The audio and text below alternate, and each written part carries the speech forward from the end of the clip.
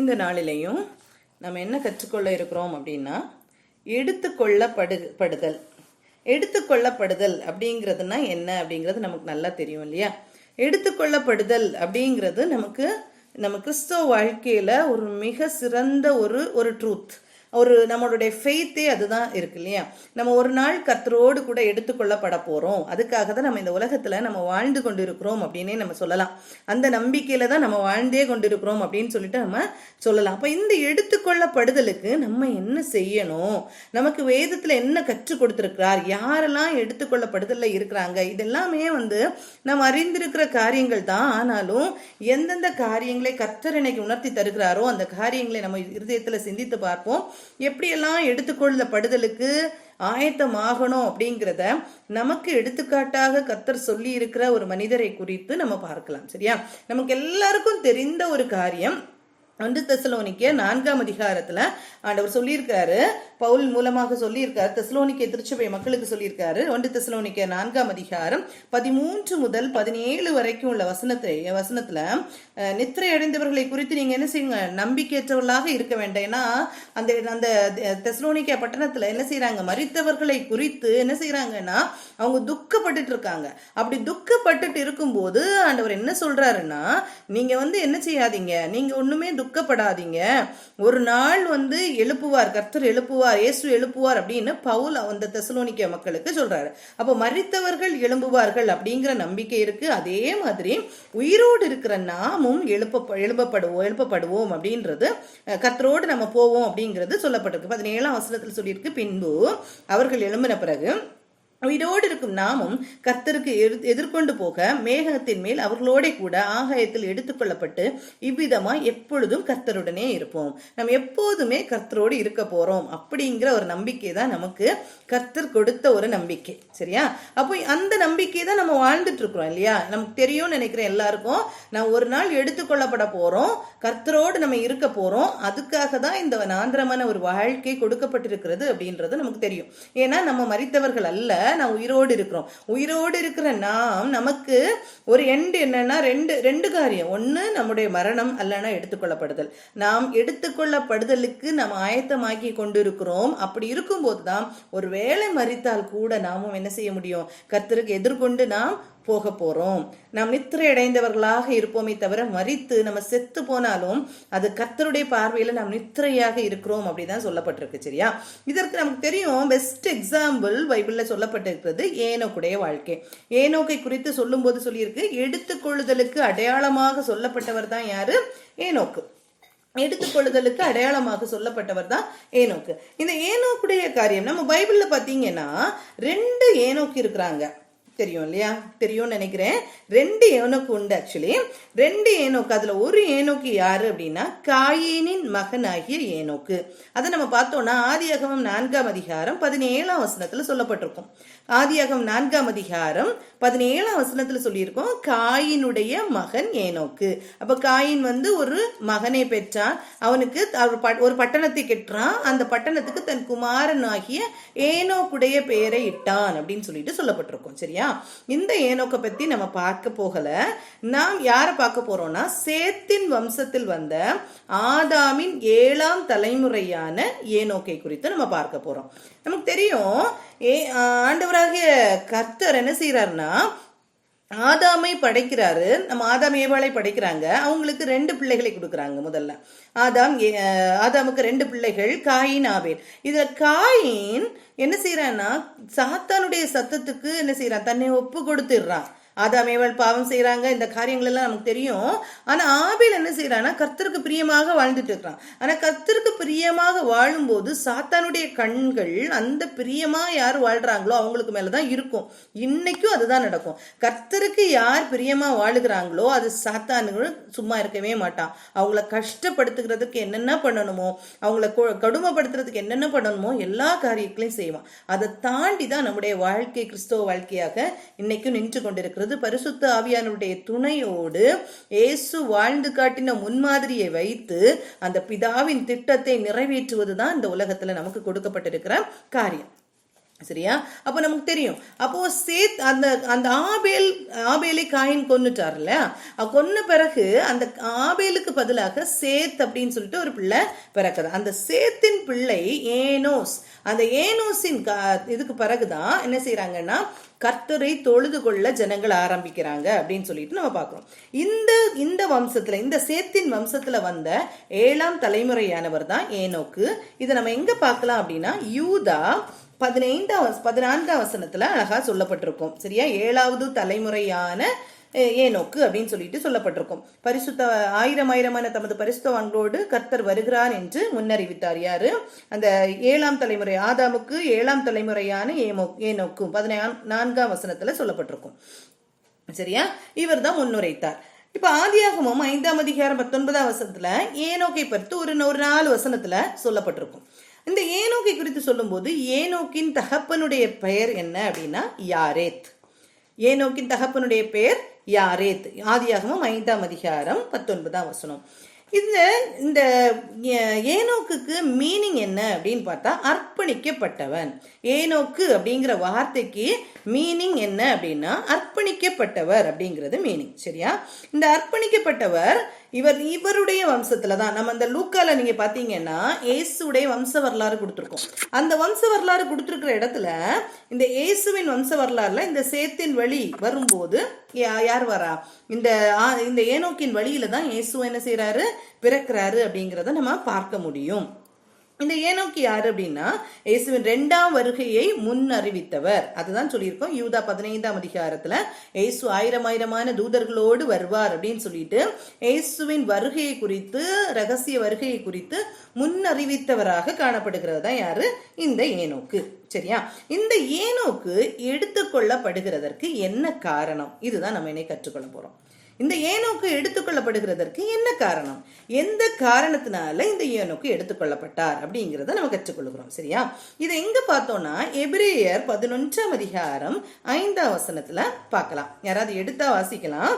எபிரேயர் 11ஆம் அதிகாரம் 5ஆம் வசனம்.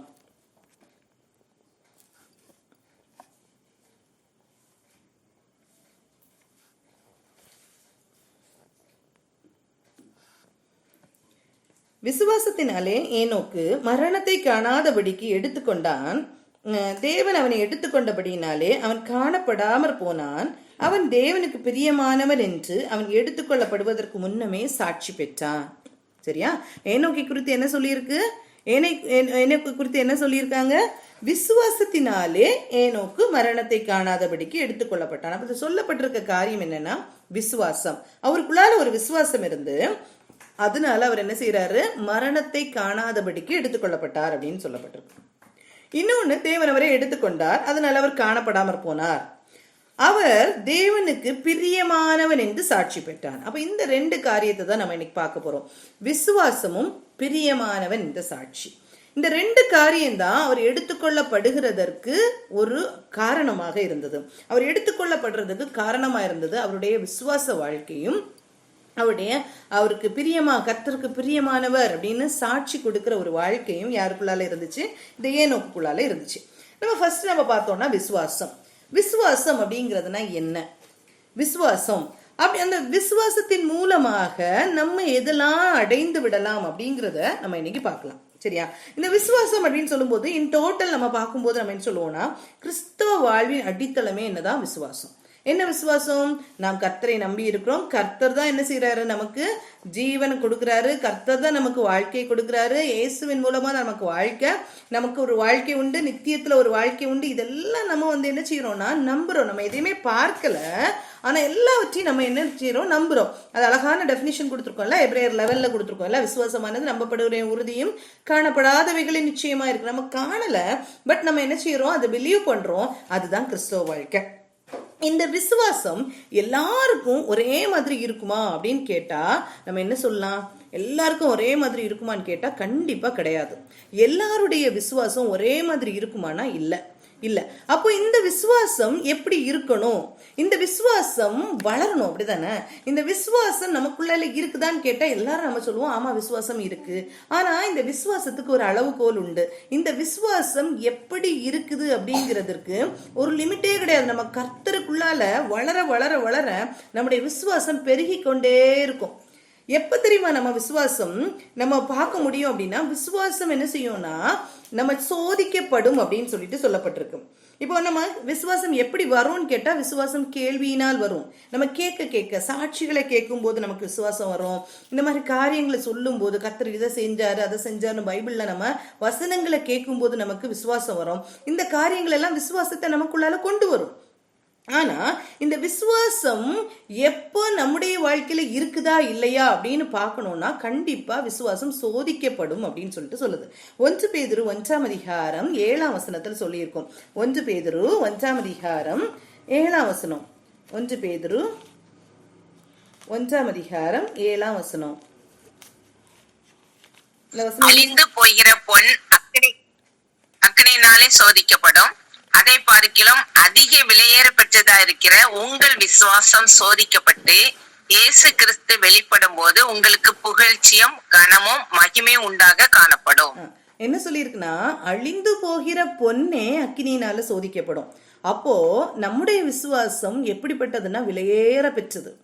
அந்த விலையேற பெற்ற விசுவாசம் கண்டிப்பாக என்ன செய்யும்னா சோதிக்கப்படும். சோதிக்கப்பட்டு அதனுடைய பலன் எப்ப கிடைக்கும்னா, இயேசு கிறிஸ்து வெளிப்படுகிற போது உங்களுக்கு புகழ்ச்சியும் கனமும் மகிமையும் உண்டாக காணப்படும் அப்படின்னு சொல்லியிருக்கு. அப்போ அழிந்து போகிற பொன் சோதிக்கப்படுமானால், ஒரு நம்ம விலையேற பெற்றது அப்படின்னு நம்ம உலகத்துல சொல்லலாம் பொண்ணை. ஆனா அந்த பொண்ணு சோதிக்கப்படுமானால், இந்த உலகத்திற்குரிய காரியங்கள் எல்லாம் விலையேற பெற்றது நம்ம சொல்றது இல்ல, கர்த்தர் சொல்றாரு. அதை விட விலையேற பெற்றது, அதை விட பன்மடங்கு விலையேற பெற்றதுதான் என்னது, நம்முடைய விசுவாசம். அது கண்டிப்பா சோதிக்கப்படும். அந்த சோதனை வரும்போதுதான் நம்முடைய விசுவாசத்தின் அளவுகோல் தெரியும். ஏன்னா எல்லாருக்கும் ஒரே விசுவாசம் இல்லைன்னு நான் சொன்னேன் இல்லையா? அந்த எல்லாருக்கும் ஒரே விசுவாசம் இல்லாததுக்கு காரணம், அந்த அளவுகோல் நமக்கு எப்ப தெரியும் அப்படின்னா, நமக்கு பிரச்சனைகள் வரும்போது, நமக்கு கடினங்கள் வரும்போது தான் தெரியும் நம்ம எந்த லிமிட்ல நாம் சோதிக்கப்பட்டா நம்ம நிப்போணும். யோபு சோதிக்கப்பட்டார்.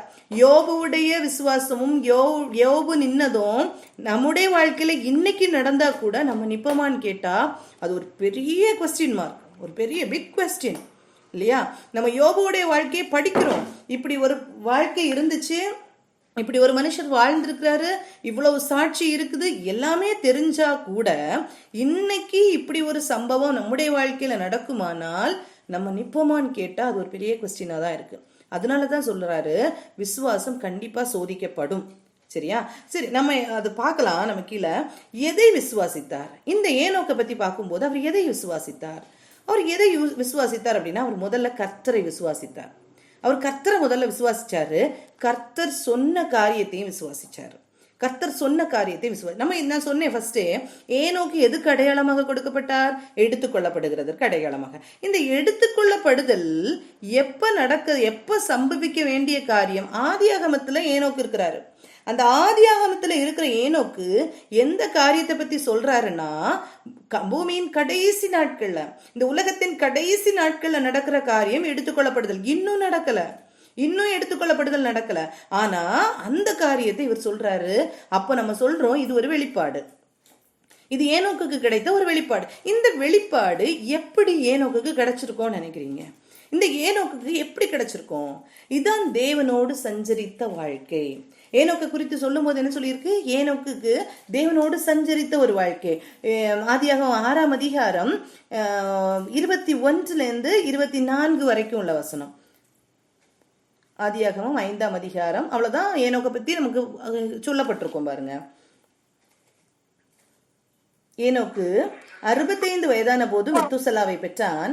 ஏனோக்கு மெத்துசலாவை பெற்ற பின் 300 வருஷம் தேவனோடு சஞ்சரித்து கொண்டிருந்து குமாரரையும் குமாரத்திகளையும் பெற்றான். ஏனோக்குடைய நாளெல்லாம் 365 வருஷம். ஏனோக்கு தேவனோடு சஞ்சரித்து கொண்டிருக்கையில் காணப்படாமற் போனான், தேவன் அவனை எடுத்துக்கொண்டார். இவ்வளவுதான் மெயினா ஏனோக்கை பத்தி சொல்லப்பட்டிருக்கும். இப்ப சஞ்சரித்து கொண்டிருந்த வாழ்க்கை எப்ப இந்த காரியம் சொல்லப்பட்டிருக்கோம் நீங்க நினைக்கிறீங்க? நான் என்ன நினைக்கிறேன் அப்படின்னா, ஏனோக்கு வாக்ட் வித் காட் அப்படின்னு தானே. அவருக்கு வாழ்க்கை நார்மல் லைஃப், நம்மள மாதிரி ஒரு லைஃப் தான். எவ்வளோ வருஷம் வாழ்ந்திருக்காருன்னா 365 வருஷம் வாழ்ந்திருக்காரு. நமக்கு இது பெரிய வருஷமா இருக்கும், ஆனால் அவரை பொறுத்தவரை இது பெரிய வருஷம் எல்லாம் கிடையாது. சரியா? அப்போ 365 வருஷம் இவர் இங்க வாழ்ந்திருக்கிறாரு. மெத்துசலா அப்படின்னு சொல்லிட்டு தன்னுடைய பிள்ளையை பெறும்போதுதான் அவர் என்ன செய்யறாருன்னா, அவர் உணர்வு அடைகிறாரு. யாரை பிலீவ் பண்ண ஆரம்பிக்கிறாரு? கர்த்தரை பிலீவ் பண்ண ஆரம்பிக்கிறார். அப்ப 65ஆம் வருஷத்துல அவர் என்ன செய்யிருக்கிறாருன்னா, நம்ம இப்ப சொல்ல போனா நம்முடைய வாழ்க்கையின்படி சொல்ல போனா ஒரு born again கிறிஸ்டியனா மாறி இருக்காரு. ஒரு born again கிறிஸ்டியனா எப்ப மாறி இருக்காருன்னா 65ஆம் வருஷம். இந்த 65ஆம் வருஷத்துல born again கிறிஸ்டியனா மாறின பிறகு ஆஃப்டர் சால்வேஷன் இவருடைய வாழ்க்கை எப்படி இருக்குன்னா, he walked with God, தேவனோடு சஞ்சரித்து கொண்டிருந்தார். எவ்வளவு வருஷம் சஞ்சரித்து கொண்டிருந்தார்? 300 வருஷம் சஞ்சரித்து கொண்டிருந்தார். யோசிச்சு பாருங்க 300 வருஷங்கிறது எவ்வளோ பெரிய நாட்கள்னு இப்ப நம்முடைய வாழ்க்கையில, ஏன்னா நம்முடைய வாழ்க்கையோட ரிலேட் பண்ணி பார்க்கணும் இல்லையா? நம்முடைய வாழ்க்கையோட ரிலேட் பண்ணி பார்த்தாதான் நம்ம எடுத்துக்கொள்ளப்படுறோமா அப்படிங்கிறது தெரியும். அப்ப நம்முடைய வாழ்க்கையில ரிலேட் பண்ணி பார்க்கும்போது 300 வருஷம் தேவனோடு சஞ்சரிக்க முடியுமா? அதுவும் எப்படி? அவர் குமாரரையும் குமாரத்திகளையும் பெற்றார். குமாரத்திகள் இருக்கும்போது, குடும்பம் அப்படின்னு இருக்கும்போது நமக்கு இன்னைக்கு என்னென்ன பிரச்சனைகள் இருக்கிறோ அதே மாதிரி பிரச்சனைகள் யாருக்கும் உண்டு? ஏனோக்கும் கண்டிப்பா இருந்திருக்கும். விசுவாச பரீட்சை இருந்திருக்கும், அவருடைய பிள்ளைகளுக்கு பலகீனம் வந்திருக்கும், கஷ்டங்கள் வந்திருக்கும், குடும்பத்துல பாரங்கள் வந்திருக்கும், எல்லாம் இருந்திருக்கும். அதன் மத்தியிலும் ஏனோக்கு தேவனோடு சஞ்சரித்து கொண்டிருந்தார். இதுதான் நமக்கு எக்ஸாம்பிள். நீங்க நோவாவுடைய வாழ்க்கையை பார்த்தீங்கன்னாலும் சரியும், ஏனோக்குடைய வாழ்க்கையை பார்த்தீங்கன்னாலும் சரியும், ஒரு குடும்பம், அந்த குடும்பத்தை எப்படி கட்டி அவங்க கொண்டு வந்தாங்க, அந்த குடும்பத்தோடு எப்படி தேவனை சஞ்சரித்தாங்க, அதான் பெஸ்ட் எக்ஸாம்பிளா கொடுத்திருப்பாங்க. நாம ஒரு குடும்ப வாழ்க்கை வாழ்ந்து கொண்டிருக்கிறோம். நமக்கு கர்த்தர் இப்படிப்பட்ட அடையாளங்களை வைத்திருக்கிறாரானால் இந்த குடும்பத்தோடு சேர்ந்து நம்மவும் என்ன செய்யணும் அப்படிங்கிறத நம்ம என்ன செய்யணும்னா கற்றுக்கொள்ளணும். இந்த குடும்பத்தோடு சேர்ந்துதான் நம்ம கற்றுக்கொள்ளணும். குடும்ப வாழ்க்கையை நம்ம என்ன செய்யணும், குடும்பத்துல நம்ம என்ன பண்ணணும், இதெல்லாமே நமக்குள்ளால என்ன செய்யணும்னா இருக்கணும். சரியா? இப்படி இருக்கும்போதுதான் இது இணைந்து குடும்பமும் கர்த்தரோடு நம்ம இணைகிற ஒரு வாழ்க்கையும் இருக்கும் போதுதான் நம்ம என்ன செய்ய முடியும்னா அந்த ஒழுங்கான அந்த வாழ்க்கைக்குள்ளால நம்ம போக முடியும். அது முக்கியம். ஒரு குடும்பம் நமக்கு ரொம்ப முக்கியம். நமக்கு தெரியும் இல்லையா? நம்ம இதுல கலந்து கொள்கிறவங்களுக்கு தெரியும். கண்டிப்பா கர்த்தருக்கு பின்னால அடுத்தது நமக்கு என்னது? குடும்பம் முக்கியம். அந்த குடும்பத்தோடு இணைந்து கர்த்தரை விட்டுட்டு போயிடக்கூடாது. அப்படியும் ஒரு சில குடும்பங்கள் உண்டு. அப்படியே உலகம் போற போக்குல அப்படியே போயிடலாம் அப்படின்னா நோ. குடும்பத்தோடு இணைந்து கர்த்தரை பின்தொடர்ந்து போனோம். அதுதான் என்னது? நமக்கு கொடுக்கப்பட்ட வாழ்க்கை. நோவாவும் தன்னுடைய குடும்பத்தை காப்பாற்றினாரு, ஏனோக்கும் தன்னுடைய குடும்பத்தை பார்த்திருக்காரு. அப்ப அவருக்கும் பிராக்டிக்கலா நீங்க பாத்தீங்கன்னா ஃபேமிலி இஷ்யூஸ் நிறைய இருந்திருக்கும், ஃபேமிலியில கஷ்டங்கள் இருந்திருக்கும். ஆனாலும் கர்த்தரோடு இணைந்து சஞ்சரித்து வாழும் போது எவ்வளவு விசுவாச பரீட்சைகள் அவங்களுக்கு வந்தாலும் அதுல நிக்கிறாங்க. இதுல ஒரு காரியம் என்னன்னா, 65 வருடம் ஆகும்போது அவருக்கு என்ன வருதுன்னா ஒரு மாற்றம், வாழ்க்கையில ஒரு மாற்றம் வருது. ஏன் அந்த மாற்றம் வந்தது அப்படின்னு பாத்தீங்கன்னா, மெத்துசலா அவருடைய மகனுடைய பேர் என்னது? மெத்துசலா. அந்த மெத்துசலா அப்படிங்கிறதுக்கு மீனிங் என்னன்னா நியாய தீர்ப்பு. அதுக்கு என்னன்னா அது அவன் போகும்போது நியாய தீர்ப்பு சம்பவிக்கும் அப்படிங்கறதுதான் காரியம். அவன் போகும்போது நியாய தீர்ப்பு சம்பவிக்கும். இதுக்கு மீனிங் என்னன்னா ஒரு எச்சரிப்பை கொடுக்கப்படுது. என்னன்னா மெத்துசலா மரிக்கும் போது இந்த உலகத்துக்கு நியாய தீர்ப்பு வரும் அப்படிங்கறது அன்னைக்குள்ள ஒரு சத்தியம். அன்னைக்கு கொடுக்கப்பட்ட உள்ள காரியம் என்னன்னா, ஏன்னா உலகம் என்ன செய்யுது?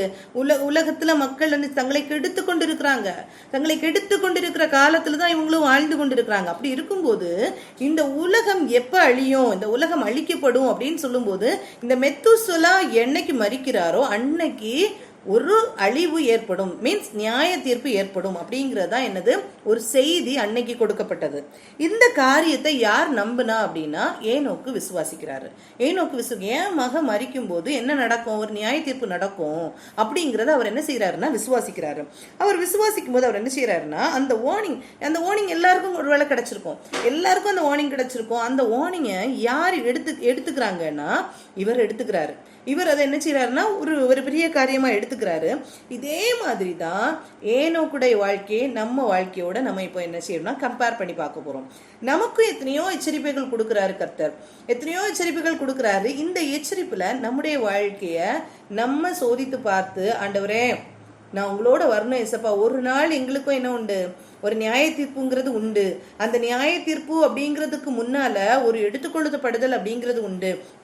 எடுத்துக்கொள்ளப்பட்ட டைரக்டா உங்களோட நாங்க நித்தியமா வாழலாமே ஆண்டவரே, அதுக்கு எங்களை ஆயத்தப்படுத்தணும் அப்படின்னு சொல்லிட்டு கர்த்தர் அடையாளமா சொன்னப்பட்ட காரியங்களை நம்ம செய்யறோமா அப்படிங்கிறதையும் நம்ம என்ன செய்யணும்னா நம்ம சிந்தித்து பார்க்கறதுக்கு நம்ம என்ன செய்யணும், அழைக்கப்படுகிறோம். இதுல ஒரு காரியம் நான் சொல்லித்தரேன். என்னன்னா, மெத்துசலா எத்தனை வருஷம் உயிரோட வாழ்ந்தாருன்னா 969 வருஷம். நான் இப்போ ஒரு சின்ன ஸ்டடி நான் பார்ப்போம். ஏனோக்கு எத்தனை வருஷம் வாழ்ந்தாரு? 365 வருஷம். நீங்க ஆதியாகமம் 5ஆம் அதிகாரத்தை நீங்க எடுத்து வச்சீங்கன்னா அந்த பெயர் பட்டியல் அழகாக கொடுத்துருப்பாங்க. எத்தனை வருஷம் வாழ்ந்தாங்க, எத்தனை வருஷம் வாழ்ந்தாங்கன்னு ஆதாமுடைய காரியம் முதல் எல்லாமே சொல்லப்பட்டிருக்கும். இதுல நான் பாத்தீங்கன்னா ஆதாம்ல இருந்து 10 தலைமுறைகளை நான் எடுத்து வச்சிருக்கேன். அவங்களோட ஏஜ் நான் எடுத்து வச்சிருக்கேன். நீங்க வேணா நோட் பண்ணிக்கோங்க, இல்ல கவனிங்க. ஃபர்ஸ்ட் நீங்க பாத்தீங்கன்னா 950 வருஷம் வாழ்ந்தாரு ஒருத்தர். அடுத்த தலைமுறை பார்க்கும்போது 912 வருஷம் வாழ்ந்திருப்பாரு. அடுத்து 905 வருஷம் வாழ்ந்திருப்பாங்க. அடுத்து 910 வருஷம். அடுத்தது இவருடைய ஏனோக்குடைய அப்பா யாரேத் 895 வருஷம் வாழ்ந்திருப்பாரு. ஏனோக்கு 365 வருஷம் வாழ்ந்திருப்பாரு. மெத்துசலா 969 வருஷம் வாழ்ந்திருப்பாரு. அடுத்தது 777 வருஷம் லாமேக்கு. அடுத்தது நோவா 950 வருஷம். இந்த 10 தலைமுறை எடுக்கும் போது நீங்க பாத்தீங்கன்னா, நீங்க பாருங்க, பழைய ஏற்பாட்டு காலத்துல எது ஆசீர்வாதம் அப்படின்னு பாத்தீங்கன்னா, வெல்த், ஹெல்த், அவங்க எவ்வளவு நீடிய ஆயுசு, இது ரொம்ப முக்கியமானது. அவங்களுக்கு வெல்த், ஹெல்த், நீடிய ஆயுசு ரொம்ப முக்கியம். ஆனா புதிய ஏற்பாட்டு மக்களுக்கு இதுதான் ஆசீர்வாதம்னு சொல்ல முடியாது. ஆனா பழைய ஏற்பாட்டு மக்களுக்கு இது ஒரு ஆசீர்வாதமா இருந்துச்சு. இந்த மிக்ஸ் ஆஃப் தட், இதுக்கு இடையில அவங்க என்ன செய்யறாங்கன்னா ஸ்பிரிச்சுவல் பிளஸிங்ஸையும் நிறைய கர்த்தரோடு பெற்றுக்கொண்டாங்க. அவங்க தான் பைபிள்ல நமக்கு எடுத்துக்காட்டுகளா சொல்லப்பட்டிருக்காங்க.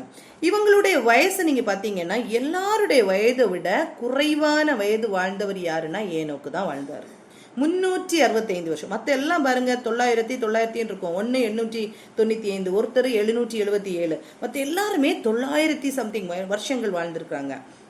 ஆனா ஏனோக்கு வாழ்ந்த வருஷம் எவ்வளவு தெரியுமா? 365 வருஷம் தான்.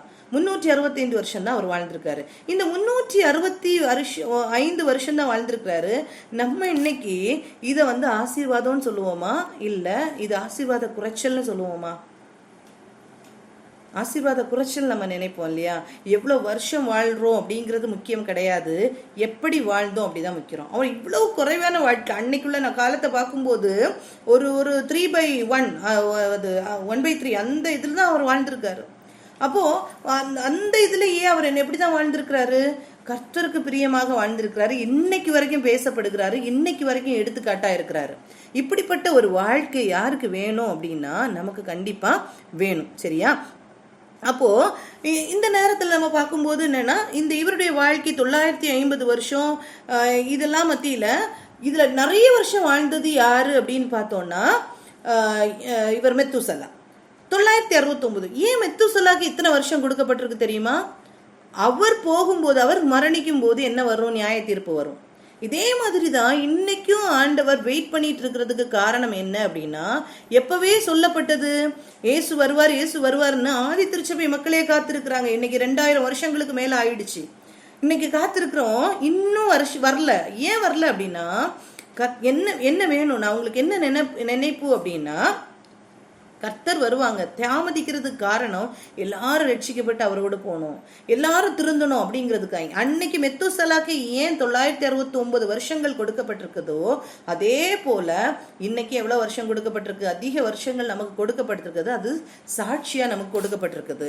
நமக்கு அது ஒரு கிருபையா நமக்கு கொடுக்கப்பட்டிருக்கு. இத்தனை வருஷங்கள்ல நம்ம ஒருவேளை ஆண்டவர் அறியறதுக்கு முன்னால மரித்து போயிருந்தோம், ஆனால் என்ன நடந்திருக்கும் யோசிச்சு பாருங்க. அதனாலதான் நமக்கு ஒரு வாழ்க்கை. நான் நினைப்பேன், நமக்கு ஏன் கர்த்தர் ஆயுசு நாட்களை கூட்டி கொடுக்கிறார் அப்படின்னா, ஒண்ணு நம்ம மனம் மாறணும், இல்ல நம்ம மத்தவங்களுக்கு பிரயோஜனமா இருப்பணும். பவுல் சொல்லுவார் இல்லையா? பவுல் சொல்லுவாரு, நான் மரித்து போனேன்னா யார் கூட இருக்கணும்? நான் மரித்து போனேன்னா நான் கர்த்தர் கூடல போயிருவேன், எனக்கு சந்தோஷம். ஆனா நான் மரிக்காம இருந்தேன்னா உங்களுக்கு பிரயோஜனமா இருக்குமே. இப்படி மற்றவருடைய பிரயோஜனக்காக மாத்திரம் நான் வாழ்ந்தா போதும் அப்படிங்கிற மைண்ட் செட்டோட எப்படி நம்ம இருக்கிறோமோ, அந்த மெச்சூரிட்டிக்கு நம்ம வர்றோம்னா நாம் தான் உண்மையா கர்த்தருடைய பிள்ளைகளாக நம்ம இருக்கிறோம். சரியா? இதுதான் உண்மை. ஏற்றுக்கொள்கிறது கொஞ்சம் கடினமாக இருந்தாலும் இதுதான் உண்மை, இதுதான் சத்தியம். நம்ம வாழ்றது எதுக்குன்னா, நம்ம கர்த்தர் என்ன செய்யறாருன்னா நம்ம ஆத்மாவை ப்ரிப்பேர் பண்றாரு பரலோக ராஜ்யத்துக்கு. ரெண்டாவது, நம்ம மற்றவங்களுக்கு பிரயோஜனம் இருக்கும். இதுதான் பவுல் சொல்றாரு. பவுல் சொல்லி தந்த காரியம் இதுதான். ஒன்னில் நான் என்ன செய்யணும், எடுத்துக்கொள்ளப்படணும், நாங்க போகணும், கர்த்தரோடு போயிருக்கணும். இல்லையா நான் மற்றவங்களுக்கு பிரயோஜனமா இருக்கணும். நீங்க நம்ம நினைக்கலாம், நம்ம பவுலுக்கு குடும்பம் இல்லை, ஓகே, நமக்கு கர்த்தர் ஒரு குடும்பத்தை தந்திருக்கு, அந்த குடும்பத்தோடு ரட்சித்து நம்முடைய பிள்ளைகளையும் நம்ம என்ன செய்யணும், கொண்டு போகணும். இது அந்த ரட்சிப்பின் காரியம் முன்னிலையில நிக்கணும். வேற காரியங்களை நம்ம முன்னிறுத்தி, நம்ம இருதயத்தை அறிகிறவர் கர்த்தர், நம்முடைய இருதயத்தை அறிகிறவர் கர்த்தர். பிள்ளைகளுடைய காரியத்தை நம்ம முன்ன காட்டி இதனாலதான் நான் இருக்கேன், இதனால்தான் இருக்கிறேன் நம்ம சொல்லிக்கலாம். ஆனா நம்முடைய இருதயத்தை அறிகிறவர் கர்த்தர். அந்த மாதிரி ஒரு மெச்சூரிட்டிக்குள்ளால நம்ம வரணும். அப்படி வருகிறது தான் கிறிஸ்தவ வாழ்க்கை. சரியா? எத்தனையோ மிஷினரிஸ் தங்களுடைய குடும்பத்தை இழந்துதான் இன்னைக்கு சொல்லியிருக்காங்க, வந்திருக்காங்க. எத்தனையோ பேர் வாழ்க்கையே திருமணமே வேண்டான்னு சொல்லிட்டு போய் மிஷினரி வேலை பார்த்திருக்காங்க. பிள்ளைகளை இழந்து பிள்ளைகளை சாக கொடுத்து எத்தனையோ பேர் வந்ததுனாலதான் நம்ம இன்னைக்கு ஆண்டவரை பார்த்துட்டு இருக்கோம். ஆனா இந்த உலகத்துல நம்ம இன்னைக்கு என்ன பண்ணிட்டு இருக்கோம் இல்லையா? நம்முடைய குடும்பத்துக்கு நம்ம நம்ம பிள்ளைகளை ஆத்துமாக்களே ஆதாயப்படுத்தணும், அது முக்கியம்.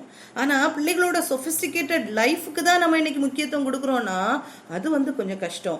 அது நம்ம என்ன செய்யணும், நம்ம யோசிக்கணும். ஏன்னா கர்த்தர் சொல்லியிருக்காரு, தகப்பனையாவது தாயாவது மகனையாவது மகளையாவது என்னிலும் அதிகமாய் நேசித்தால் எனக்கு பாத்திரவான் அல்லன்னு சொல்லியிருக்கிறாரு.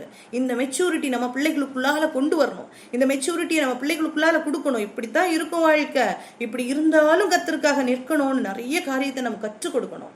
அது ப்ராக்டிக்கலி நம்ம ஃபேஸ் பண்ணும்போது இட் இஸ் வெரி டிஃபிகல்ட், ரொம்ப கஷ்டமா இருக்கும். ஆனாலும் இதுதான் கர்த்தருடைய திட்டம். ஏன்னா கர்த்தர் எல்லாத்துக்கும் எக்ஸாம்பிள் கொடுத்துருக்காரு. பார்த்துக்கோங்க, நம்ம ஏற்கனவே ஒரு நாள் படிச்சோம், நியாயாதிபதிகள் 11ஆம் அதிகாரம். எப்தாவுடைய வாழ்க்கை எல்லாமே நமக்கு எக்ஸாம்பிளா கொடுத்துருக்காங்க. எவ்வளவு எல்லாராலும் புறக்கணிக்கப்பட்டால் கூட அவருடைய வாழ்க்கை எவ்வளவு சாட்சியா இருந்து தெரியுமா? அப்படி ஒரு பிள்ளையை வளர்க்க முடியுமா? தன்னுடைய பிள்ளையை சாக கொடுக்கணும்ன்ற நிலைமை வந்தா கூட கர்த்தர்ட்ட நான் சொல்லிட்டேனா அது செய்தான் ஆகணும். அந்த பிள்ளை சொல்ற காரியம் தான் அதை விட மேலானது. நீங்க கர்த்தர்கிட்ட சொல்லிட்டீங்களா அதை செஞ்சிருங்க. இப்படி ஒரு சாட்சியான குடும்பமாக நம்முடைய குடும்பங்கள் மாறணும். மிஷனரிஸ் இருந்தாங்க, அன்னைக்கு மட்டும் இல்ல, வேதத்துல எழுதப்பட்டவர்கள் மாத்திரமல்ல, மிஷனரிஸ் இருந்தாங்க. தங்களுடைய பிள்ளைகளை தங்க கண்ணு முன்னால சாக கொடுத்தாங்க இல்லையா? அப்படிப்பட்ட ஒரு வாழ்க்கை நமக்குள்ளால இருக்கணும். அதான் விசுவாசம். நான் முதலே சொன்னேன், ஒவ்வொருடைய விசுவாசமும் இட் வேரிஸ். நம்ம கர்த்தருக்குள்ள எவ்வளவு நம்பிக்கை வைக்கிறோமோ அதுக்கேற்ற மாதிரி அது வேரி ஆகுது, கண்டிப்பா ஆகுது. அது எப்ப நமக்கு தெரியும்? நான் சோதிக்கப்படும் போதுதான் தெரியும்.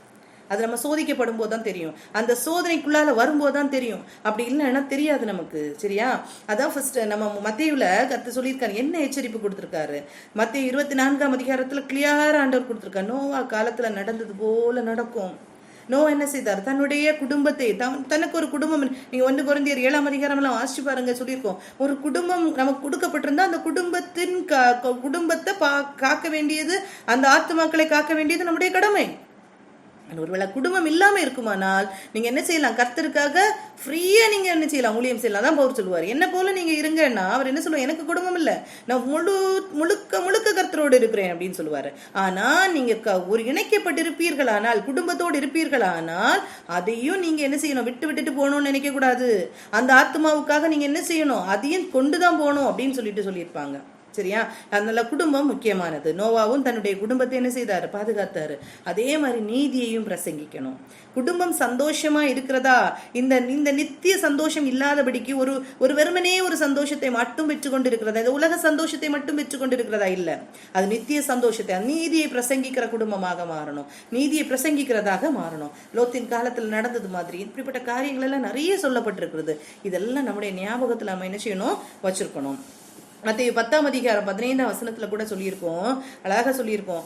நம்ம காஸ்பல் சொல்லப்படுது, வார்னிங் கொடுக்கப்படுது. இதை அக்செப்ட் பண்ணாம இருப்போமானால், ரிப்பன் பண்ணலன்னா சோதோம் கொமோரா பட்டணத்துக்கு வருகிற அழிவை விட மோசமா இருக்கும்னு சொல்லியிருப்பாரு. அந்த சோதோம் கொமோரா பட்டணத்தின் அழிவு நமக்கு தெரியும் இல்லையா? லோத்தின் குடும்பம் பாதுகாக்கப்பட்டு வெளியே வந்துச்சு. அக்கினியும் கந்தமும் விழுந்து முழு குடும்பத்தையும் என்ன செய்துச்சு? அழிச்சு போட்டுது. அக்கினியும் கந்தமும் அழிச்சு போட்டுது. அப்படி அந்த இதை விட ரொம்ப மோசமா இருக்கும். ஏன்னா அந்த வார்னிங் கொடுக்கப்படுது, அந்த வார்னிங் என்ன செய்யல? ஏற்றுக்கொள்கிறதற்கு மனதில்லாம இருக்கும்போது நமக்கு என்ன செய்ய போகுது? அதெல்லாம் நம்ம ஏற்றுக்கொள்ள மாட்டேங்கிறோம். அந்த இருதயம் இல்ல. அந்த இருதயம் இல்லாம இருக்கும்போது உணர்வு இல்ல. அதான் சொல்ல, யோவா காலத்துல உணர்வு இல்லாத இருந்தார்கள். ஜலம் வந்து ஜலப்பிரளயம் வந்து வாரி கொண்டு போகிற வரைக்கும் என்ன செய்யறாங்க, அவங்க உணர்வே இல்லை. இன்னைக்கு எத்தனை பிள்ளை நம்ம இன்னைக்கு நான் என்ன சொல்றேன், நமக்கு இவ்வளவு உணர்வு ஆண்டவர் கொடுத்துருக்காரு, நமக்கு நம்ம விட கீழே இருக்கிறவங்கள பார்த்தா ஏன் இப்படி இருக்கிறாங்க அப்படின்னு நமக்கு தோணலாம். ஆனா நம்மளோட மேல இருக்கிறவங்களுக்கு நம்மளை பார்த்தா தான் தெரியும் ஏன் இவங்க இப்படி இருக்காங்க, ஏன் இப்படி பாரமே இல்லாம இருக்காங்க, ஏன் ஜனங்கள் அழிந்து போறதை குறித்து பாரமே இல்லாம தனக்கிட்ட தான் பெற்றுக்கொண்டா போதும், தான் நல்லா வாழ்ந்தா போதும் அப்படின்னு இருக்காங்கன்னு சொல்லிட்டு அவங்கள பார்த்தா நமக்கு தெரியும் இல்லையா. இதே மாதிரி நான் சொல்லுவேன், நான் பிள்ளைகிட்ட சொல்ற காரியம் தான், ஒரு குருடனாக இருக்கிறவன்ட்ட போய் நீ இன்னொரு நோட்ல என்னதான் எழுதி காமிச்சாலும் இதுல பாருங்க 1 எழுதி இருக்கு, இதுல பாருங்க 10 எழுதி இருக்குன்னு காமிச்சா தெரியவே தெரியாது அவனுக்கு. நம்ம என்ன சொல்ல, இல்லை எழுதி இருக்குன்னு நம்ம சொல்லுவோம், அது உண்மை, எழுதி இருக்கிறது உண்மைதான். ஆனா நம்ம வந்து அவங்கள பார்க்கும்போது அவங்க என்ன சொல்லுவாங்க, இல்லையே தெரியலையேன்னு சொல்லுவாங்க. அதே மாதிரி தான் குருடாக்கப்பட்டவர்களாக நம்ம இருந்துட்டு கொண்டிருக்கோம். நிறைய சத்தியங்களுக்கு குருடாக்கப்பட்டவர்களாக நம்ம இருந்துட்டு இருக்கோம். நம்முடைய கண்கள் என்ன செய்யணும், திறக்கப்படணும். இதுல ஒரு காரியம், மெத்துசலாவுடைய வாழ்க்கையை நம்ம பார்க்கணும். மெத்துசலாவுடைய வாழ்க்கை எப்படி இருந்துச்சு? இந்த மெத்துசலாவுடைய வாழ்க்கை எப்படி இருந்துச்சு அப்படின்னா, மெத்துசலா தான் அடையாளமாவே கொடுக்கப்பட்டிருந்தாரு. ஆனா மத்துசலா அந்த அழிவிலிருந்து காக்கப்பட்டாரான்னு கேட்டா இல்ல. நோவா காலத்துல வாழ்ந்தவர்களே நோவா தான் என்ன செய்யறாரு, நோவாவும் நோவாவின் குடும்பமும் பாதுகாக்கப்பட்டது. மெத்துசலாவுடைய மரணம் வருவ அந்த நாட்கள்ல ஜலப்பிரளயம் இருந்தது. அந்த ஜலப்பிரளயம் வந்த நேரத்துல இவர் மெத்துசலாவும் நீதிமானா இருந்தான்னு பைபிள்ல சொல்லப்படல. சரியா? அதனால ரொம்ப கேர்ஃபுல்லா இருக்கணும். நம்ம கர்த்தருக்குள்ள இருக்கிறோம் அப்படின்னு சொல்லிட்டு நம்ம ஏமாற்றி கொள்ளக்கூடாது. நம்ம என்ன பாவம் பெருகின காலத்துக்குள்ளால இருக்கிறோம், அன்பு தணிந்து போன காலத்துக்குள்ளால இருக்கிறோம். நாம் தேவனோடு ஐக்கியப்பட்டிருக்கிறோமா, இல்ல உலகத்தோடு சஞ்சரித்து கொண்டிருக்கிறோமா? தேவனோடு சஞ்சரித்து கொண்டிருப்போமானால் நமக்கும் என்ன உண்டு, வாழ்க்கை உண்டு. ஏசு என்ன செய்யறாங்கன்னா, இந்த விசுவாசத்தை குறித்த நிறைய காரியங்களை சொல்றாங்க. இந்த விசுவாசத்தை குறித்த நிறைய காரியம் என்ன சொல்லப்படுதுன்னா, ஏசு வாழ்ந்த காலத்துல இந்த விசுவாசத்துக்கு ரொம்ப இம்பார்ட்டன்ஸ் கொடுப்பாங்க. ஏன்னா அந்த இயேசு வாழ்ந்த காலத்துல எல்லாரும் என்ன செய்தாங்க, இயேசுவை பின்பற்றி போனாங்க. எதுக்காக? விடுதலைகளுக்காக பின்பற்றி போனாங்க. விடுதலை வேணும், நம்முடைய வாழ்க்கையில விடுதலை வேணும் அப்படின்னு சொல்லிட்டு பின்பற்றி போனாங்க. அப்படி பின்பற்றி போகும்போது என்ன செய்யறாங்கன்னா, ஒவ்வொருடைய விசுவாசத்தையும் அவங்க சொல்றாங்க. எப்படி சொல்றாங்கன்னு பாருங்க.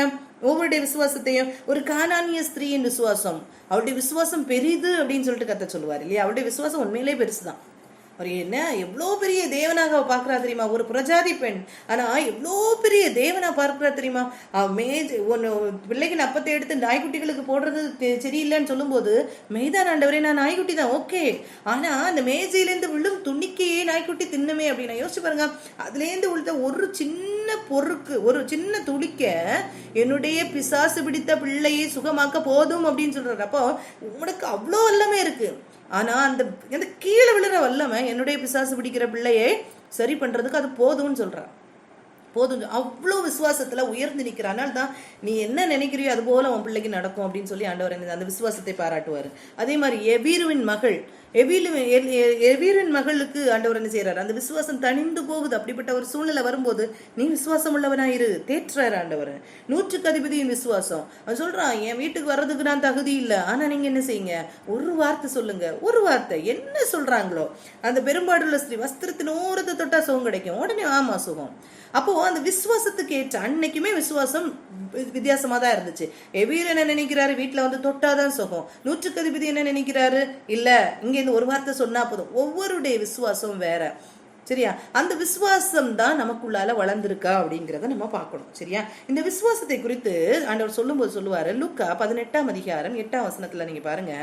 ஆக்சுவலா லூக்கா 18ஆம் அதிகாரம் ஃபர்ஸ்ட்ல இருந்தே நீங்க பாத்தீங்கன்னா, சோர்ந்து போகாம ஜெபிக்கணும் அப்படின்னு சொல்றதுக்காக ஒரு ஓமையை சொல்லுவார். சோர்ந்து போகாம எப்பவும் ஜெபம் பண்ணணும் அப்படின்னு சொல்லிட்டு தான் கர்த்தர் என்ன செய்யறாரு, ஒரு ஓமையை சொல்லுவாரு. அப்போ அந்த ஓமையை சொல்லும் போது அந்த லூக்கா 18:8 அந்த வசனத்தையும் வாசிக்கலாம். சொல்லிட்டு கடைசியில சொல்லுவாரு,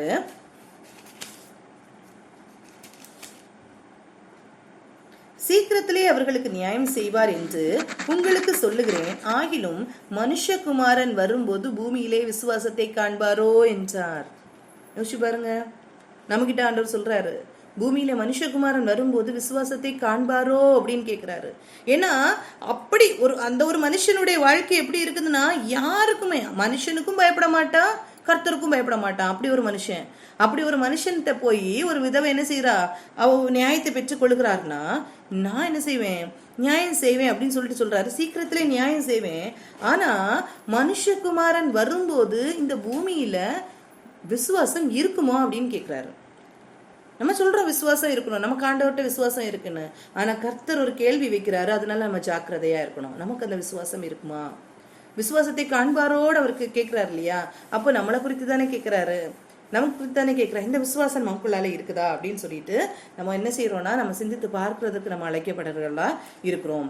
அடுத்து யோவான் 5ஆம் அதிகாரத்தில் நீங்க எடுத்து பார்த்தீங்கன்னா அழகாக சொல்லியிருப்பாரு. அந்த வசனம் ரொம்ப ஆழமான வசனம். நம்ம ஜஸ்ட் வாசிச்சுட்டு போயிருவோம் அந்த வசனம். ஆனா உண்மையிலேயே அது ஆழமான வசனம் தெரியுமா? 12ஆம் வசனத்தை பாருங்க. யோவான் 5ஆம் அதிகாரம் 12ஆம் வசனம். அவருடைய நாமத்தின் மேல் விசுவாசம் உள்ளவர்களாய் அவரை ஏற்றுக்கொண்டவர்கள் எத்தனை பேர்களோ அத்தனை பேர்களும் தேவனுடைய பிள்ளைகளாகும்படி அவர்களுக்கு அதிகாரம் கொடுத்தார்.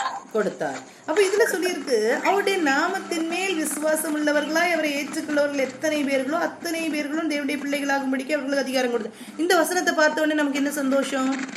நம்ம அவரை விசுவாசிக்கிறோமே, அவருடைய பிள்ளைகள் அப்படின்னா இததான் சொல்றாரு பாருங்க. அடுத்த வசனத்துல சொல்லியிருக்கும் பாருங்க, அவர்கள் இரத்தத்தினாலாவது மாம்ச சித்தத்தினாலாவது புருஷனுடைய சித்தத்தினாலாவது பிறவாமல் தேவனாலே பிறந்தவர்கள். அப்போ முழுமையாக கர்த்தருக்கு ஒப்பு கொடுத்தவர்கள். அந்த வித்தியாசம் நீங்க பாருங்க. இரத்தத்தினாலாவது மாம்ச சித்தத்தினாலாவது புருஷனுடைய சித்தத்தினாலாவது பிறந்தவர்கள் அல்ல. யாரு? தேவனை முழுமையாக நம்பினவர்கள். அப்போ கர்த்தருடைய நம்ம தெரியும், கர்த்தருடைய பாதுகாப்பு யாருக்கு கிடைக்குது? கர்த்தருடைய பிள்ளைகளுக்கு. அப்ப கர்த்தருடைய பிள்ளைகள்னு அங்கீகாரம் பெற்றவர்கள் எல்லாருமான்னு கேட்டா இல்ல. ஆனா கர்த்தருடைய அன்பு எல்லாருக்கும் இருக்கான்னா, கர்த்தர் எல்லார்கிட்டே அன்பா தான் இருக்காங்க, எல்லார்கிட்டே அன்பா இருக்கிறாங்க. ஆனா கர்த்தருடைய பிள்ளைகள் அப்படிங்கிற அந்த ஒரு அங்கீகாரம் கொஞ்சம் பேருக்கு தான் கிடைக்குது. இதுதான் இங்க சொல்லியிருக்கு. யாரெல்லாம் கர்த்தரையுடைய பிள்ளைகளா இருக்கிறாங்களோ அவங்க தேவனாலே பிறந்தவர்கள். அது மீன்ஸ் அது தேவ திட்டத்துக்குள்ளாலே இருக்கிறவர்கள், தேவ திட்டத்துக்குள்ளால வந்தவர்கள். சும்மா எல்லாரும் கிடையாது, சும்மா மாம்சத்துல பிறந்த பிள்ளைகள் அப்படின்னு சொல்லிட்டு இருக்கிறவங்க அல்ல. அவங்க ரத்தத்தினாலாவது எல்லாருமே நம்ம ரத்தத்தினால பிறந்திருக்கிறோம், மாம்ச சித்தத்தினால இருக்கு, புருஷனுடைய சித்தம் இருக்கு, எல்லாம் இருக்கு. ஆனா யாரெல்லாம் கர்த்தரை உண்மையா ஏற்றுக்கொள்கிறாங்களோ அந்த முக்கியத்துவத்தை கர்த்தர் தான் அவங்க விளக்கி தரணும். ஆண்டவர் ஆவியானவர் தான் இங்க விளக்கி தரணும். நமக்கு அது புரியணும். நம்ம அந்த எத்தனை பேருக்கு புரிஞ்சிருக்குன்னு தெரியல. அந்த கர்த்தருடைய திட்டத்துக்குள்ளால வந்திருக்கோம் இல்லையா, அவங்க தான் தேவனாலே பிறந்தவர்கள். அவர்கள் தான் தேவனுடைய பிள்ளைகள். அதான் விசுவாசங்கிறது. அதான் நம்ம சும்மா நான் கர்த்தருடைய பிள்ளை அப்படின்னு சொல்லிட்டு போறது அல்ல. முழுமையான அந்த விசுவாசம், அந்த முழுமையான அர்ப்பணிப்பு, கர்த்தர் தான் அப்படின்ற ஒரு விசுவாசம் வரும்போது அவங்க தேவனுடைய திட்டத்துக்குள்ள வருவாங்க இல்லையா. அந்த தேவனுடைய திட்டத்துக்குள் வர்றவங்க தான் தேவனாலே பிறந்தவர்கள் அப்படின்னு சொல்லியிருக்கோம். சரியா? அப்படி பிறந்தவர்கள் அப்படின்னு சொல்லியிருக்கோம். அதே மாதிரி பாருங்க, யோவான் 3ஆம் அதிகாரத்துல நிறைய வசனங்கள் சொல்லப்பட்டிருக்கோம். யோவான் 3ஆம் அதிகாரத்துல சொல்லியிருக்கோம் 12ஆம் வசனம், பூமிக்கு எடுத்த காரியங்களை நான் உங்களுக்கு சொல்லியும் நீங்கள் விசுவாசிக்கவில்லையே, பரம காரியங்களை உங்களுக்கு சொல்வேனானால் எப்படி விசுவாசிப்பீர்கள்? இந்த ஏனோக்கிட்ட பரம காரியத்தை கர்த்தர் சொன்னார் இல்லையா. இந்த ஏனோக்கிட்ட பரம காரியங்களை சொன்னாரு. அவர் ஸ்டார்டிங்ல உள்ளவர் எண்டிங்ல நடக்க போற காரியத்தை எல்லாம் பேசியிருப்பா. அப்ப இவ்வளவு பேசியிருப்பாங்க இல்லையா. ஏனோக்கும் கர்த்தரும் எவ்வளவு பேசியிருப்பாங்கன்னு யோசிச்சு பாருங்க. நமக்கு நாளைக்கு என்ன நடக்குதுன்றது நமக்கு தெரிய மாட்டேங்குது இல்லையா, ஒண்ணுமே தெரிய மாட்டேங்குது. ஆனா இவங்க பேசி பேசி பேசி பேசி கர்த்தரோடு அவர் சஞ்சரித்து கர்த்தர் சொல்லியிருப்பாரு, இப்படி நான் ஜனங்களை உருவாக்கி கொண்டு வரேனே, ஒரு நாள் நான் அவங்களை என்ன செய்வேன், எடுத்துக்கொள்ளுவேன். இப்படி நான் ஜனங்களை எடுத்துக்கொள்ளுவேன், என்னோட எடுத்துக்கொள்ளுவேன். இப்படி என் மகன் போய் என்ன செய்வான், அந்த பிள்ளைகளை ரட்சிப்பான், என்னுடைய பிள்ளைகளை ரட்சித்து கொண்டு வரும்போது நான் ஒரு நாள் என்ன செய்வேன், அப்படியே எடுத்துக்கொள்ளுவேன் அப்படின்னு சொல்லும்போது அப்படியா. அப்ப எந்த அளவுக்கு ஏனோக்குக்கும் கர்த்தருக்கும் அந்த டாக் போயிருக்கும்னு யோசிச்சு பாருங்க. அந்த சஞ்சரித்தல் அதுதான். அந்த டாக் பேச பேச பேச, ரெண்டு ஃப்ரெண்ட்ஸா இருக்கட்டும், பேச பேச பேச பேச அந்த கம்யூனிகேஷன் இம்ப்ரூவ் ஆக இன்க்ரீஸ் ஆக நிறைய காரியங்களை பேசுவோம். நீங்க கொஞ்ச நாள் ஒருத்தங்கிட்ட பேசாம இருந்து பாருங்க, இந்த கம்யூனிகேஷன் குறையும், ரிலேஷன்ஷிப்பும் குறையும், கண்டிப்பா குறையும்.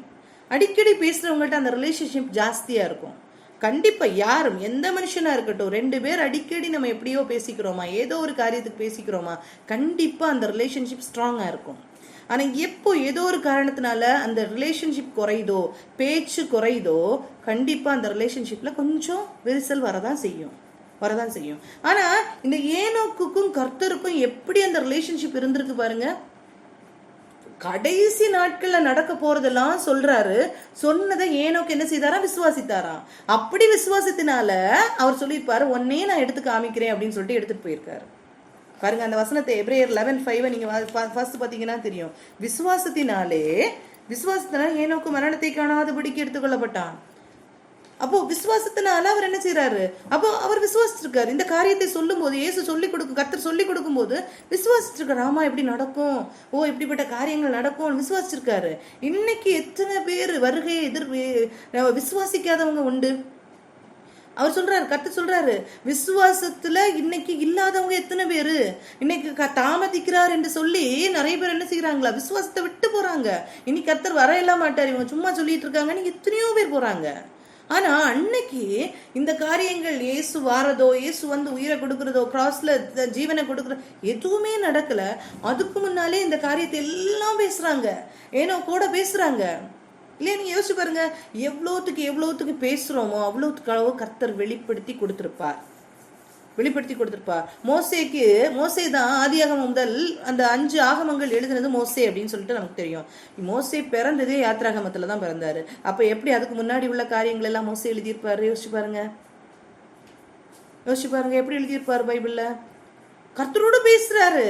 அவங்க மலையில கூப்பிடுறாரு, நீ வா என் கூட பேசு அப்படின்னு முகமுகமா பேசுறாங்க. பேசும்போது எல்லா காரியத்தையும் கர்த்தர் பேசுறாரு, சொல்லி கொடுக்கறத அவர் எழுதுறாரு.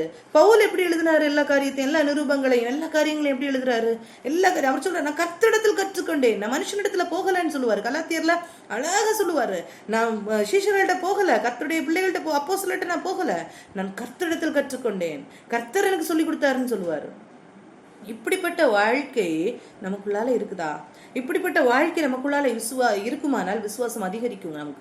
நமக்கும் அதிகரிக்கும். அந்த விசுவாசம் இன்னைக்கு குறையிறதுக்கு காரணம் என்னன்னா, நம் கர்த்தரோடு பேசுகிறது குறைவு, நம் கர்த்தரோடு இடைபடுகிறது குறைவு. அப்படி நம்ம இடைபடும் போதுதான் நமக்கு என்ன செய்ய முடியும்னா அந்த நம்பிக்கை வரும். அந்த நம்பிக்கை இருக்கும்போது தான் நம்ம கர்த்தர் கூட நிக்க முடியும்.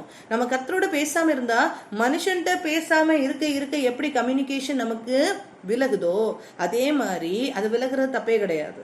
ஆனா கர்த்தரோட ஐக்கியம் இருக்கணும். கர்த்தரே பிரிப்பார். சிலரை நம்ம விட்டு கர்த்தரே பிரிப்பார், அது உண்மை. ஆனா அந்த கர்த்தரோடு இருக்கிற ஐக்கியம் நமக்கு என்ன செய்யக்கூடாதுன்னா குறையக்கூடாது. அது என்ன செய்யணும்? கூடிக்கொண்டே இருக்கணும்.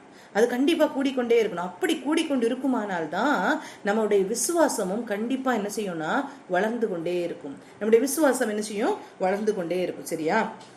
சரி, அடுத்த யோவான் 3ஆம் அதிகாரத்துல அடுத்து சொல்லியிருக்கும் பாருங்க, 15ஆம் வசனத்துல, தன்னை விசுவாசிக்கிறவன் எவனோ அவன் கெட்டு போகாமல் நித்திய ஜீவனை அடையும்படிக்கு உயர்த்தப்பட வேண்டும். தேவன் தம்முடைய ஒரே பேரான குமாரனை விசுவாசிக்கிறவன் எவனோ அவன் கெட்டு போகாமல் நித்திய ஜீவனை அடையும்படிக்கு அவரை தந்தொருளி இவ்வளவாய் உலகத்தில் அன்பு கூர்ந்தார். எவ்வளவாய் சொல்லவே முடியாது. இவ்வளவாய் அன்பு கூர்ந்தார். எவ்வளவாய் தெரியாது. ஏன் நாம் தெரிந்து கொள்ளப்பட்டோம்? ஏன் நம்மளை கர்த்தர் இப்படி வச்சிருக்காங்க? நமக்கு தெரியாது, சொல்ல தெரியாது. நம்ம விசேஷித்தவர்கள் நம்ம சொல்றோம். ஏன்? தெரிந்து கொள்ளப்பட்டதுனால நம்ம விசேஷித்தவர்கள். எப்படி அந்த கிருபை நமக்கு கிடைச்சது தெரியாது. ஆனா கர்த்தருடைய பார்வை நம்ம மேல இருந்துச்சு இல்லையா? அதுதான் கிருபை. இந்த உலகத்துல எது இல்லாம போனாலும் கர்த்தருடைய அந்த பாக்கியம் நமக்கு கிடைச்சதே, கர்த்தருடைய கண்கள் நம்மை நோக்கி பார்த்ததே, கர்த்தருடைய கண்கள் மேல இருந்து பார்க்கும்போது நம்ம மேல பட்டதே, அது பெரிய கிருபை. அது எப்படி வந்துச்சு தெரியாது. அதுதான் கிருபை. அந்த கிருபையை பெற்றிருக்கிற நாம் என்ன செய்யணும்னா, அவருக்கு ஏற்ற சாட்சிகளாக நாம் இருக்கணும். அவருக்கு ஏற்ற சாட்சிகளாக நம்ம இருக்கணும். அடுத்த வசனம் சொல்லுது பாருங்க, உலகத்தை ஆக்கினைக்குள்ளாக தீர்க்கும்படி தேவன் தம்முடைய குமாரனை உலகத்தில் அனுப்பாமல் அவராலே உலகம் ரட்சிக்கப்படுவதற்காகவே அவரை அனுப்பினார். ஏன் அனுப்புனாரு? மனுஷகுமாரனை இந்த உலகத்துல அனுப்புனாரு இல்லையா? எதுக்காக அனுப்புனாரு? ஆக்கினைக்குள்ளாக தீர்க்கணும்னு அனுப்புனாரு. ஏன்னா நியாயம் தீர்க்கிற பொறுப்பு நமக்கு தெரியும். ஒரு நாள் நியாய தீர்ப்பு உண்டு தெரியும். அதுக்காக அனுப்புனாரு இல்லையே, ரட்சிப்பு உண்டாகிறதுக்கு தான் அனுப்புனாரு. அடுத்த வசனம் சொல்லுது பாருங்க, அவரை விசுவாசிக்கிறவன் ஆக்கினைக்குள்ளாக தீர்க்கப்படான். ஆண்டவரை விசுவாசிச்சவனுக்கு ஆக்கினை தீர்ப்பு இல்லை. அப்ப நமக்கு ஆக்கினை தீர்ப்பு வருமானால் நம்ம கிட்டதான் ஏதோ கோளாறு, நம்ம கிட்டதான் ஏதோ பிரச்சனை. நம்ம கிட்ட இருக்கிற பிரச்சனை தான் என்ன செய்யணும், மாறணும். அடுத்த வசனம் அழகா சொல்லியிருக்கும் பாருங்க. 19-21 வரைக்கும் உள்ள வசனத்தை நீங்க பார்த்து பாருங்க. ரொம்ப அழகா சொல்லியிருக்கோம். ஒளியானது உலகத்திலே வந்திருந்தும், ஏன்னா இந்த உலகம் எப்படி இருக்குன்னா இருளா இருக்குது. எப்ப ஆதாம் கிட்ட விற்று போட்டாங்களோ பிசாசுனால நிறைந்திருக்கிறது. அப்ப ஒளியாகிய கிறிஸ்து இந்த உலகத்துல வந்திருக்கிறாரு. ஒளியானது உலகத்திலே வந்திருந்தும் மனுஷனுடைய கிரியைகள் எப்படி இருக்குன்னா பொல்லாததா இருக்குது. அதனாலதான் அவருக்கு அழிச்சாரு. மனுஷனுடைய இருதயத்தின் நினைவுகள் எல்லாம் பொல்லாததா இருக்கிறது அப்படின்னு தான் அழிச்சாரு. இப்ப திருப்பியும் பாத்தீங்கன்னா அவங்களுடைய கிரியைகள் எப்படி இருக்கு, பொல்லாததா இருக்கு. அதனால ஒளியை பார்க்கலும் யார விரும்புகிறாங்க, இருளை விரும்புகிறாங்க இல்லையா. ஒளியை பார்க்கலும் என்ன செய்யறாங்க, இருளை என்ன செய்யறாங்க, விரும்புகிறாங்க. அதுதான் ஆக்கினை தீர்ப்புக்கு காரணமா இருக்கு. அதுதான் ஆக்கினை தீர்ப்பு காரணம். இன்னைக்கு உலகத்துல நடக்கிற கஷ்டங்கள், சாபத்தினால குடும்பங்கள்ல வருகிற கஷ்டங்கள் எல்லாத்தையும் பார்த்துட்டு என்ன தெரியுமா சொல்லுவோம், ஆண்டவருக்கு தெரியாதா, ஆண்டவர் பார்க்கலையா அப்படின்னு சொல்லிட்டு சொல்லுவோம். ஏன் தெரியுமா ஆக்கினை தீர்ப்பு வருது, ஒளி கிட்ட வருகிறதற்கு மனதில்லை. அடுத்த வசனம் சொல்லுது பாருங்க, பொல்லாங்கு செய்கிற எவனும் ஒளியை பகைக்கிறான். பொல்லாங்கு செய்கிறவன் என்ன செய்யறான், ஒளியை பகைக்கிறான். தன் கிரியைகள் கண்டிக்கப்படாதபடிக்கு ஒளியினிடத்தில் வராது இருக்கிறான். ஏன் அவன் ஒளிகிட்ட வரல தெரியுமா, அவன் பொல்லாங்கு செஞ்சுட்டு இருக்கான். ஒளிகிட்ட வந்தா கண்டிப்பா அது காமிக்கும், இது தப்பு அப்படிங்கறத காமிக்கும். லைட் வெளிச்சத்துல கொண்டு வந்தா நமக்கு எது தெரியலையோ அதை என்ன செய்வோம், வெளிச்சத்துல கொண்டு வருவோம். ஏன் வெளிச்சத்துல கொண்டு வரோம், வெளிச்சத்துல கொண்டு வந்தா நமக்கு அது தெரியும், அது காமிக்கும். அதோட கேரக்டர் அதான், ஒளியுடைய கேரக்டர் அதான். கண்டிப்பா அது என்ன செய்யும், காமிக்கும், தப்புன்னு காமிக்கும். அதனால பொல்லாங்கு செய்கிறவன் என்ன செய்யறான், ஒளிக்கிட்ட வரமாட்டேங்கிறான். ஆனா சத்தியத்தின்படி செய்கிறவனோ தன் கிரியைகள் தேவனுக்குள்ளாய் செய்யப்படுகிறபடி வெளியாகும்படி ஒளியிடத்தில் வருகிறான். இப்படித்தான் ஒளிகிட்ட வராம இருக்கிறாங்க. ஜனங்கள் ஒளிகிட்ட வராம இருக்கிறது தான் ஆக்கினை தீர்ப்புக்கு காரணம். மற்றபடி அது கர்த்தர் வந்தது எதுக்காக, ரட்சிக்க தான் வந்தாரு. இயேசு இந்த உலகத்துக்கு வந்தது காரணம் ரட்சிக்க தான் வந்தாரு, ஆக்கினை தீர்ப்பு கொடுக்கறதற்கு வரல. இன்னைக்கு நம்ம நிறைய நேரத்துல நம்ம கிறிஸ்தவர்கள் சரிதான், நம்ம கர்த்தரை புரிந்து கொள்ளாதபடிக்கு அநேக நேரத்துல நம்முடைய குடும்பத்துல வருகிற கஷ்டங்களுக்கு கர்த்தர் காரணம்னு சொல்றோம் இல்லையா. பெரிய தப்பு. இது சொல்லி கொடுக்கணும் எல்லாருக்கும். ஆக்கினை தீர்ப்புக்கு காரணம் யாரு, ஒளியின் இடத்துல வராததுக்கு தான் காரணம். ஒளியின் இடத்துல வந்த ஆக்கினை தீர்ப்பு இல்லை. ஏன்னா வசனம் சத்தியம் இல்லையா. வசனம் சொல்லியிருக்குன்னா அது சத்தியம். அவர் பொய் சொல்ல மாட்டார், ஒரு நாளும் கர்த்தர் பொய் சொல்ல மாட்டாரு. அவரை விசுவாசிக்கிறவன் ஆக்கினைக்குள்ளாக தீர்க்கப்படான். அப்போ நம்முடைய விசுவாசம் பெரிதா இருந்தனா நாம் ஆக்கினைக்குள்ளாக தீர்க்கப்படுவோமா, இல்லையே. நாம் ஆக்கினைக்குள்ளாக தீர்க்கப்படும். அப்போ நம்முடைய விசுவாசம் எப்படி இருக்குன்றதை நம்ம செக் பண்ணி பார்க்கணும் இல்லையா. இனி 4ஆம் அதிகாரத்துல பாத்தீங்கன்னா தெரியும், சமாரியஸ்தருடைய சாட்சி அநேகரை என்ன செய்யுது, விசுவாசத்துக்குள்ளால கொண்டு வந்து. அடுத்த வசனத்துல பாத்தீங்கன்னா அவருடைய வார்த்தைகள் சாட்சியை கொண்டு வருது. இப்படி நிறைய காரியங்கள் சொல்லப்பட்டிருக்கு, இப்படிப்பட்ட சாட்சிகள் சொல்லப்பட்டிருக்கு. அப்போ இந்த விசுவாசம் எப்படி இருக்கிறது அப்படிங்கிறத செக் பண்றது. உண்மையிலே சொல்றேன், நம்முடைய கிறிஸ்தவ வாழ்க்கையை ஃபர்ஸ்ட் அசைக்கிறது எதுன்னா விசுவாசம். விசுவாசம் தான் ஃபர்ஸ்ட் சோதிக்கப்படும். அந்த விசுவாசம் அக்கினியினால சோதிக்கப்படும். நம்ம ஃபர்ஸ்ட் வாசிச்சோம்ல, சாரி, அந்த பொண்ணு வந்து அக்கினியினால சோதிக்கப்படுறது மாதிரி விசுவாசம் என்ன செய்யும், கண்டிப்பா சோதிக்கப்படும் அப்படிங்கறத நம்ம வாசிச்சோம்ல. பவுல் வந்து தீமோத்தேயுக்கு எழுதும் போது சொல்லுவாரு, 1 தீமோத்தேயு 1ஆம் அதிகாரம் 19ஆம் வசனம். 1 தீமோத்தேயு 5ஆம் அதிகாரம் 19ஆம் வசனத்துல அவர் சொல்லியிருப்பாரு. நிறைய காரியங்கள் இதுல சொல்லியிருக்கோம். விசுவாசத்தை பத்தி தான் இதுல நிறைய சொல்லியிருக்கோம். நிறைய சொன்னாலும் கடைசியில சொல்லியிருப்பாரு, இந்த நல் மனசாட்சி 18 கடைசியில சொல்லியிருப்பாரு பாருங்க, நீ விசுவாசமும் நல் மனசாட்சியும் உடையவனாயிரு. இந்த நல் மனசாட்சியை சிலர் தள்ளிவிட்டு விசுவாசமாகிய கப்பலை சேதப்படுத்தினார்கள். இதுக்கு முன்னாடி நீங்க வாசிச்சீங்கன்னா விசுவாசத்தை குறித்து தான் சொல்லியிருப்பாரு பவுல். நிறைய இடத்துல விசுவாசத்தை குறித்து தான் சொல்லியிருப்பாங்க. எப்படி அவிசுவாசமா நீங்க இருக்கிறீங்க, நான் அவருடைய வாழ்க்கையை சொல்லியிருப்பார். நான் எப்படியெல்லாம் மோசமா இருந்தேன், ஆனாலும் கர்த்தருடைய கிருபை கிடைத்தது, அப்படி அந்த கிருபை எல்லாம் சொல்லிட்டு சொல்லுவாரு. இவ்வளவு கிருபை கிடைச்சு நம்ம இன்னைக்கு இப்படி இருக்கிறோமே, நீ விசுவாசம் நல் மனசாட்சியும் உடையவனா இரு அப்படின்னு சொல்லிட்டு சொல்லுவாரு. இந்த நல் மனசாட்சியை சிலர் தள்ளிவிட்டு விசுவாசமாகிய கப்பலை சேதப்படுத்தினார்கள். ஏன் விசுவாசமாகிய கப்பல்னு சொல்லியிருக்கு? ஒரு யாத்திரை போகிறோம், நம்ம கப்பல்ல ஒரு யாத்திரை போகிறோம். கப்பல்ல சேதம் வராத வரைக்கும் நமக்கு என்ன இல்லை, நமக்கு ஒரு உறுதி உண்டு, ஓகே அப்படின்னு. ஆனா கப்பல்ல சேதம் வரும்போது அது என்ன செய்யும், அசைக்கும் இல்லையா. அந்த புயல் வரும்போது அந்த கப்பல் அசையும். அந்த அசையும், அசைஞ்சு அப்படி எப்படி போகும். ஆனா அந்த கப்பல் ஒரு ஓட்டை விழுந்துச்சுன்னா, அதான் சொல்லியிருக்கு விசுவாசமாகிய கப்பல். அது கப்பல், அது ஓட்ட விழக்கூடாது. அது நேர்த்தியா போகணும்னா ஓட்ட விழக்கூடாது, அப்படி இருக்கணும். ஆனா இன்னைக்கு நமக்கு விசுவாசத்தை தான் ஃபர்ஸ்ட் அசைக்கும். எப்ப தெரியுமா நமக்கு விசுவாசம் அசையுதுன்னு தெரியும்? கர்த்தர்கிட்ட நம்பிக்கை குறையும். ஐயோ இப்படி நடக்குமா, இப்படி நடக்குமா, இப்படி நடந்துருமா. ஒரு காரியம் எப்போ ஞாபகம் வச்சுக்கோங்க, கர்த்தரை அறியாதபடிக்கு ஒரு காரியம் நம்ம வாழ்க்கையில நடக்க போறது இல்லை அப்படிங்கிற ஸ்ட்ராங்னஸ் எப்போ நம்முடைய இருதயத்துல இருக்கணும். நமக்கு அழகான ஒரு பாட்டு உண்டு, கர்த்தா அறியாதே எனக்கு ஒன்றும் பவிக்க இல்லை அப்படின்னு சொல்லிட்டு ஒரு சாங் உண்டு இல்லையா? உண்மையில ரொம்ப நல்ல சாங் அது. கர்த்தர் அறியாதபடிக்கு ஒண்ணுமே நடக்க போறது இல்லை. 2 வசனம் ஞாபகம் வச்சுக்கோங்க. நமக்கு பயம் வருதுன்னா 2 வசனம், நம்முடைய தலைமயிரெல்லாம் எண்ணப்பட்டிருக்கிறது. நம்முடைய தலையில இருக்கிற மயிர் அது விழணும்னா கூட கர்த்தருடைய திட்டம் இல்லாதபடிக்கு, அவருக்கு அறிவு இல்லாதபடிக்கு விழாது. அது ஒண்ணு. இன்னொன்னு, நம்ம வீணா கவலைப்படுறதுனால என்ன செய்ய முடியும்? நம்ம சரீர அளவுல என்ன கூட்ட முடியும், என்ன குறைக்க முடியும், என்ன பண்ண முடியும்? நோய் தான் வரும், வேற ஒண்ணுமே வராது. அதனால எல்லா காரியத்தையும் அப்படியே விட்டுட்டு போறதுக்கு அல்ல, நமக்கு எது எது உணர்த்தப்படுகிறதோ, எந்தெந்த காரியங்கள் இது கொடுக்குதோ எல்லாவற்றையும் ஸ்தோத்திரத்தோட கூடிய ஜெபத்தினால கர்த்தருக்கு தெரியப்படுத்துங்கள். அதான் நம்ம எப்படி சந்தோஷமா இருக்க முடியும்? கர்த்தர் கிட்ட தெரியப்படுத்திட்டு நீங்க என்ன செய்யுங்க, இருங்க. இதுக்கு அடுத்த அவசரத்தை சொல்லியிருப்பாரு. இந்த 1 தீமோத்தேயு 1:19 முடிச்சு, ஈமனேயும் அலெக்சாந்தரும் அப்படிப்பட்டவர்கள் உங்களோட விசுவாசத்தை குறைக்கிறதுக்கு பார்ப்பாங்க. நம்ம அப்படியே கர்த்தர்கிட்ட அப்படி விசுவாசத்துல போகும்போது 4 பேர்கிட்ட போய் பேசி பாருங்க, நம்முடைய விசுவாசம் தானா குறைஞ்சிரும். எப்படி குறையும் தெரியுமா? அந்த சூழ்நிலையை சொல்லுவாங்க, இப்படி இருக்கும்ல, இப்படி இருக்கலாம், இப்படி பண்ணுங்க அப்படின்னு 4 பேர் சொல்லுவாங்க. ஆட்டோமேட்டிக்கா நம்முடைய விசுவாசம் குறையும். ஆனா கர்த்தரை நோக்கி நம்ம ஓடும்போது நம்முடைய விசுவாசத்தை நம்ம என்ன செய்யணும்னா தக்க வைத்துக் கொள்ள முடியும். சரியா? பேதுருவோட வாழ்க்கை நமக்கு தெரியும் இல்லையா? கடல் மேல நானும் நடக்கிறேன்னு சொல்லுவார். இயேசு சொல்றாரு, நடந்தாரு. ஆனா எப்ப புயலை பார்த்தாரோ, அந்த சூழ்நிலையை பார்த்து அங்க எங்க போச்சுதோ அவ்வளவுதான், அவரும் என்ன செய்ய மூழ்க ஆரம்பிச்சிட்டாருனா கர்த்தர் விடல. கர்த்தரை நம்பி இருக்கிறவங்கள கர்த்தர் என்ன செய்ய மாட்டார், விட மாட்டாங்க. இது ஃபர்ஸ்ட் என்னது? விசுவாசம். 2வது ஒரு காரியம் சொல்லப்படுது பாருங்க, பிரியமானவன் என்ற சாட்சி. பிரியமானவன் என்று சாட்சி. இப்ப விசுவாசம் எப்ப தெரியுமா அதிகரிக்கும்? கர்த்தரோடு நம்ம உறவு கொள்ளும் போது என்ன செய்யும்? விசுவாசம் அதிகரிக்கும். 2வது பிரியமானவன் என்று சாட்சி. நிறைய பேர் வேதத்துல பிரியமானவர்கள் அப்படின்னு சாட்சி பெற்றிருக்காங்க.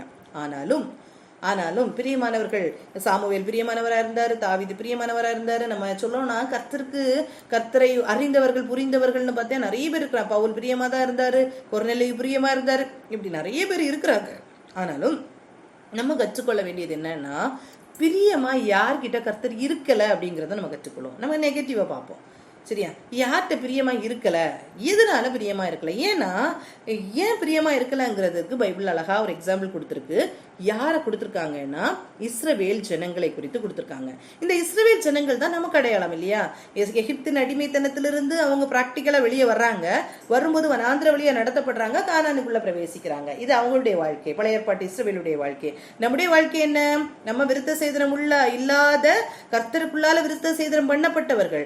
நமக்கு என்ன அடையாளம்? பாவத்திலிருந்து நம்ம வெளியே வந்துட்டோம். இப்ப வனாந்திரமான வாழ்க்கையில வாழ்ந்து கொண்டிருக்கிறோம். பரம கானானுக்குள்ளால நம்ம போறோம், எடுத்துக்கொள்ளப்படுதலுக்குள்ளால நம்ம போக போறோம். அப்போ இதை எப்படி ரிலேட் பண்ணிருக்காங்க? நம்ம எல்லாருக்கும் தெரிந்த காரியம் தான். தெரிந்த காரியங்களை இன்னொருக்கா நம்ம ரிவைஸ் பண்ணிடுவோம். 1 கொரிந்தியர் 10ஆம் அதிகாரம். 1 கொரிந்தியர் 10ஆம் அதிகாரத்தை எடுத்து வைத்துக் கொள்வோம். 1 கொரிந்தியர் 10ஆம் அதிகாரத்துல என்ன சொல்லப்பட்டிருக்கோம்னா, இஸ்ரவேலுடைய வாழ்க்கை சொல்லப்பட்டிருக்கோம் இல்லையா? அந்த இஸ்ரவேலுடைய வாழ்க்கையை குறித்து சொல்லும் போது, நம்ம இன்னைக்கு கிறிஸ்தவர்கள் அப்படின்னு சொல்லிட்டு வாழ்ந்து கொண்டிருக்கிறோம். நம்மவும் கிறிஸ்தவர்கள் வாழ்ந்து கொண்டிருக்கிறோம். நமக்கு எதெல்லாம் முக்கியமா இருக்கிறது? நம்ம கர்த்தருடைய பிள்ளைகள் அப்படின்ற இதுக்குள்ளால அந்த ஏனோக்குடைய காரியத்தை சொல்லும் போதும் அந்த சால்வேஷனுக்குள்ளால வர்றாரு இல்லையா? 65 வயதுல வர்றாரு இல்லையா? அந்த சால்வேஷன் அப்படின்னு சொல்லும் போது நமக்கு என்னது? After salvation we are getting baptism, அந்த ஞானஸ்தானத்தை பெற்றுக்கொள்கிறோம். இதை பெற்றுக்கொள்கிறோம். அதுக்கப்புறம் கன்ஃபர்மேஷன். நம்ம கர்த்தருடைய சரீரத்தை நம்ம என்ன செய்யறோம்? புசிக்கிறோம்.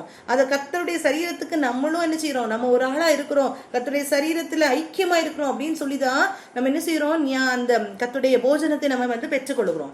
அதுக்கு மேல ஸ்பிரிச்சுவலா கர்த்தருடைய ஆகாரத்தை அவங்க எப்படி மன்னா சாப்பிட்டாங்களோ அதே மாதிரி நமக்கும் கர்த்தருடைய வார்த்தை கொடுக்கப்பட்டிருக்கு. நம்ம ஏற்கனவே பார்த்தோம், மன்னா அப்படிங்கறத பார்த்தோம், வானத்திலிருந்து இருந்த அப்பம் அப்படிங்கறத பார்த்தோம்.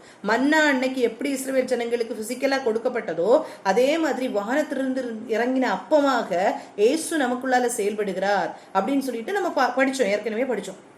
சோ இந்த காரியங்களை வச்சு ரிலேட் பண்ணி பார்க்கும்போது இந்த ஃபர்ஸ்ட் வசனத்துல சொல்லியிருக்கு பாருங்க, இப்படி இருக்க சகோதரரே, நீங்கள் எவைகளை அறிய வேண்டும் என்று இருக்கிறேன் என்றால், நம்முடைய பிதாக்கள் எல்லாரும் மேகத்துக்கு கீழா இருந்தார்கள், எல்லாரும் சமுத்திரத்தின் வழியா நடந்து வந்தார்கள், எல்லாரும் மோசைக்குள்ளாக மேகத்தினாலும் சமுத்திரத்தினாலும் ஞானஸ்தானம் பண்ணப்பட்டார்கள். அப்போ தண்ணீர்னாலும் அக்னியினாலும் ஆவியினாலும் ஞானஸ்தானம் பண்ணப்பட்டார்கள். எல்லாரும் ஒரே ஞான போஜனத்தை புசித்தார்கள், மன்னாவை புசித்தார்கள். அதே மாதிரி நம்ம என்ன செய்யறோம், நம்ம கர்த்தருடைய சரீரமும் அடுத்தது ஒரே ஞானபானத்தை குடித்தார்கள். கர்த்தருடைய ரத்தத்தை நம்ம பானம் பண்ணுகிறோம். அதுக்கு மேல கர்த்தருடைய வார்த்தைகள், அவங்க மன்னா சாப்பிட்டது மாதிரி நம்மளே என்ன செய்யறோம், கர்த்தருடைய வார்த்தைகளை பெற்றுக்கொள்கிறோம். அதான் எல்லாரும் ஒரே ஞானபானத்தை குடித்தார். எப்படி எனில் அவர்கள் ஓடி கூட சென்ற ஞான கண்மலையின் தண்ணீரை குடித்தார்கள், அந்த கண்மலை கிறிஸ்துவே. அப்படி சொல்லிட்டு சொல்றாரு. அப்படி இருந்தும் அவர்கள் அதிகமான பேர்களிடத்தில் தேவன் பிரியமாய் இருந்தது இல்லை. இரண்டாவது ஏனோக்கு என்ன சாட்சி பெற்றாரு, பிரியமானவன் என்று சாட்சி பெற்றார். அப்ப எடுத்துக்கொள்ளப்படுறதுக்கு ரெண்டு காரியம், ஒன்னு விசுவாசம், இன்னொன்னு என்னது, பிரியமானவன் என்ற சாட்சி. அந்த பிரியமானவன் என்ற சாட்சி யார் பெற்றுக்கொள்ளல, இந்த இஸ்ரவேல் ஜனங்கள் பெற்றுக்கொள்ளல. அப்ப ஏன் பெற்றுக்கொள்ளல, நம்ம என்ன செய்யணும், இதை மட்டும் நம்ம என்ன செய்யணும், இந்த ஜஸ்ட் ஒரு சின்ன கிளான்ஸ் மட்டும் பார்த்துட்டு நம்ம முடிச்சு. ஏன்னா இந்த காரியங்கள் நமக்கு தெரியும், தெரிந்த காரியங்கள் நீங்க வாசிச்சாலுமே அழகாக சொல்லப்பட்டிருக்கும். இதுல என்ன சொல்லியிருக்கு, 6வது வசனத்துல பாருங்க, வனாந்திர 5:8 சொல்லியிருக்கு, அதனால் வனாந்திரத்திலே அவர்கள் அழிக்கப்பட்டார்கள் சொல்லியிருக்கோம். 6வது வசனத்துல என்ன சொல்லியிருக்கு, அவர்கள் இச்சித்தது போல நாமும் என்ன செய்யக்கூடாது, பொல்லானானை இச்சியாதபடிக்கு. அப்ப ஃபர்ஸ்ட் என்ன செய்யக்கூடாது, நம்ம இச்சிக்க கூடாது. ரெண்டாவது என்ன சொல்லியிருக்கு பாருங்க, ஜனங்கள் புசிக்கவும் குடிக்கவும் உட்கார்ந்து விளையாட எழுந்திருந்தார்கள். இது எந்த காலத்தில் உள்ள பாவம், லோத்தின் காலத்திலேயே சொல்லப்பட்டது, நோவாவின் காலத்திலேயே சொல்லப்பட்டது. புசிப்பும் குடிப்பும் இதெல்லாம் நம்ம வேணா இன்னொரு நாள் பார்க்கலாம். அப்போ புசித்தலும் குடித்தலும் இதெல்லாம் இருந்துச்சு, உட்கார்ந்து விளையாட ஆரம்பிச்சாங்க. இன்னைக்கும் பாருங்க, நீங்க சும்மா நீங்க அதை லிட்டரலா நீங்க எடுத்தீங்கன்னா உட்கார்ந்து விளையாட எவ்வளோ நேரத்தை என்டர்டெயின்மெண்ட் அப்படின்னு சொல்லிட்டோம். எத்தனையோ காரியத்தை வீணா நம்ம செலவு பண்ணி கொண்டு இருக்கிறோம்.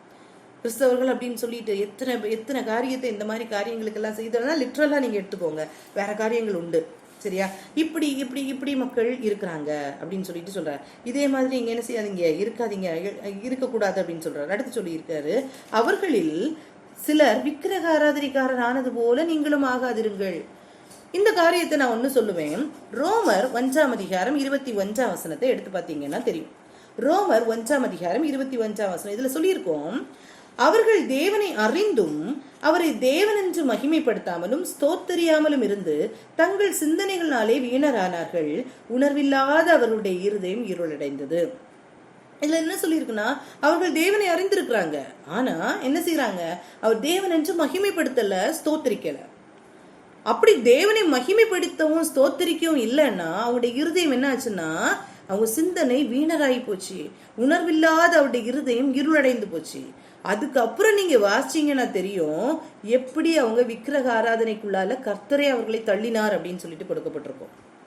சரியா, அப்போ இந்த விக்கிரக ஆராதனைக்காரர் போல ஆகாதிருங்கள் அப்படின்னு சொல்லணும்னா என்ன செய்யணும் தெரியுமா, துதிக்க தொடங்கணும், நம்ம ஸ்தோத்திரிக்க ஆரம்பிக்கணும், கர்த்தரை மகிமைப்படுத்தணும். ஸ்தோத்திரி கர்த்தத்தை கேட்டு பெற்றுக்கொள்கிறதோ இல்ல என்னுடைய காரியங்களெல்லாம் கர்த்தட்ட நான் பேசிட்டேன் அப்படின்னு சொல்றதோ மாத்திரமல்ல, அவர் தேவன், அவரை துதிக்கணும், ஸ்தோத்திரிக்கணும். அந்த இருதயம் இல்லைன்னா நம்முடைய சிந்தனை எங்க போகும்னா விக்கிரக ஆராதனைக்குள்ளால போகும். விக்கிரக ஆராதனைனா இன்னைக்கு பொருளாசையாகி விக்கிரக ஆராதனை. இந்த மாதிரி நம்ம கர்த்தரை தவிர்த்து நம்ம வேற எந்த காரியத்தை ஆசைப்பட்டு கர்த்தட்ட கேட்டாலும் அதுவும் விக்கிரக ஆராதனை தான். சரியா, அதனால ரொம்ப கவனமா நம்ம இருக்கணும்.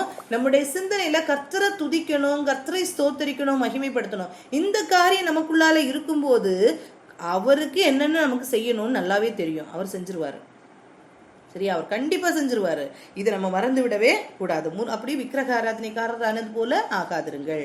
அடுத்தது சொல்லியிருக்கு பாருங்க, 1 கொரிந்தியர் 10:8 அவர்களில் சிலர் வேசித்தனம் பண்ணி ஒரே நாளில் 23,000 பேர் விழுந்தது போல நீ என்ன செய்யாதுங்க, வேசித்தனம் பண்ணாதிருப்போமாக. என்ன செய்யாங்க, வேசித்தனம் பண்ணிடக்கூடாது. அவர்கள் சிலர் கிறிஸ்துவை பரீட்சை பார்த்து கர்த்தரை பரீட்சை பார்க்க கூடாது.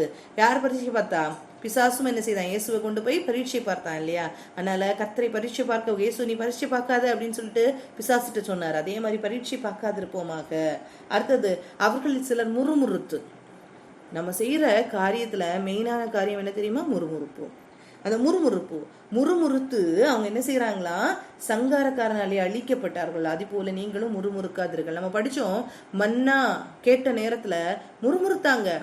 ஏன், அவங்க வெளியே வந்தாச்சு, எகிப்துல இருந்து வெளியே வந்தாச்சு, வந்தாலும் அவருடைய தாட்டெல்லாம் எங்கதான் இருந்தது, எகிப்துல தான் இருந்தாங்க. அங்க அப்படி சாப்பிட்டோமே, அங்க நாங்க இறைச்சி சாப்பிட்டோமே, அங்க நாங்க அப்பம் சாப்பிட்டோமே, எங்களுக்கு இங்க என்ன மன்னா மட்டும், எங்களுக்கு ஏன் இது மட்டும் அப்படின்னு சொல்லிட்டு என்னது அவங்களுக்குள்ள முறுமுறுப்பு. இதே மாதிரிதான் கர்த்தருடைய அந்த பாவத்திலிருந்து கர்த்தருடைய அந்த விடுதலையை பெற்றுக்கொண்டு ரட்சிப்பை பெற்றுக்கொண்டு நம்ம வெளியே வந்திருக்கிறோமே, நமக்கு அந்த ஒரு இது போதாதா? வேற என்ன வேணும்? அதை குறித்து நம்ம சந்தோஷப்படுவோமானால் அதுதான் பெரிய காரியம்.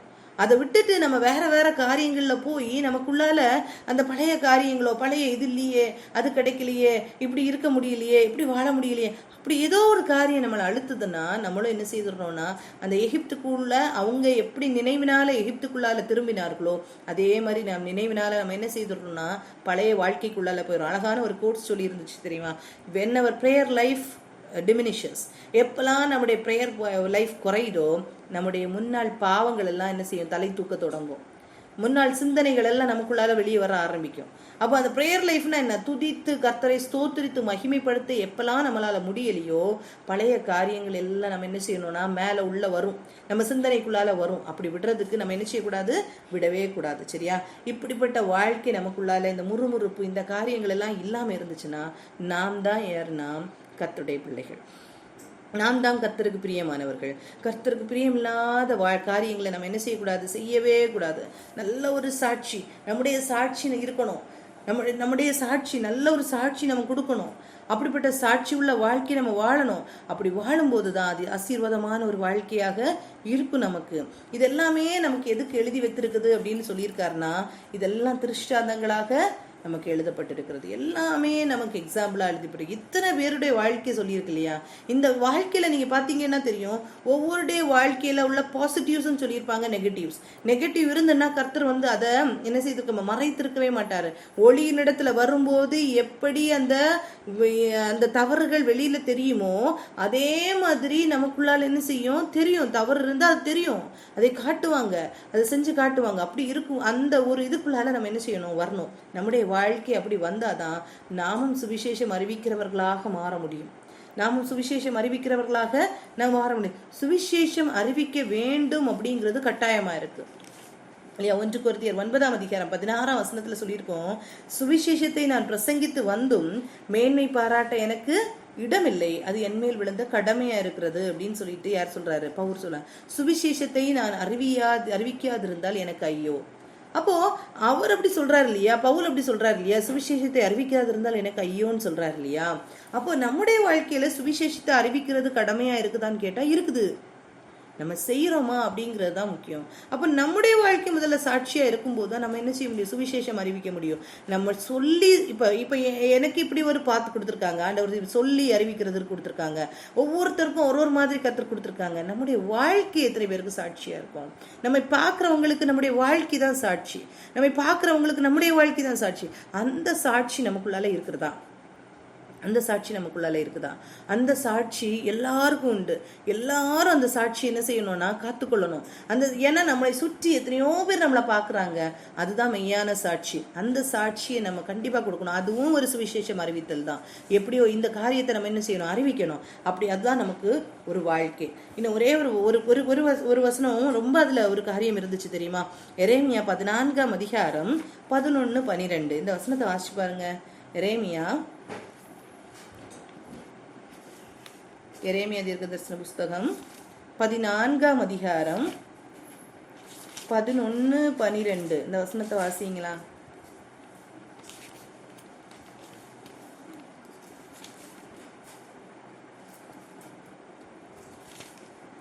இன்னைக்கு பாவம் எப்படி பெருகி இருக்கு அப்படிங்கறத அதுல சொல்லியிருக்கோம். எரேமியா 14:11-12 இந்த வசனத்துல சொல்லியிருக்கோம் பாருங்க.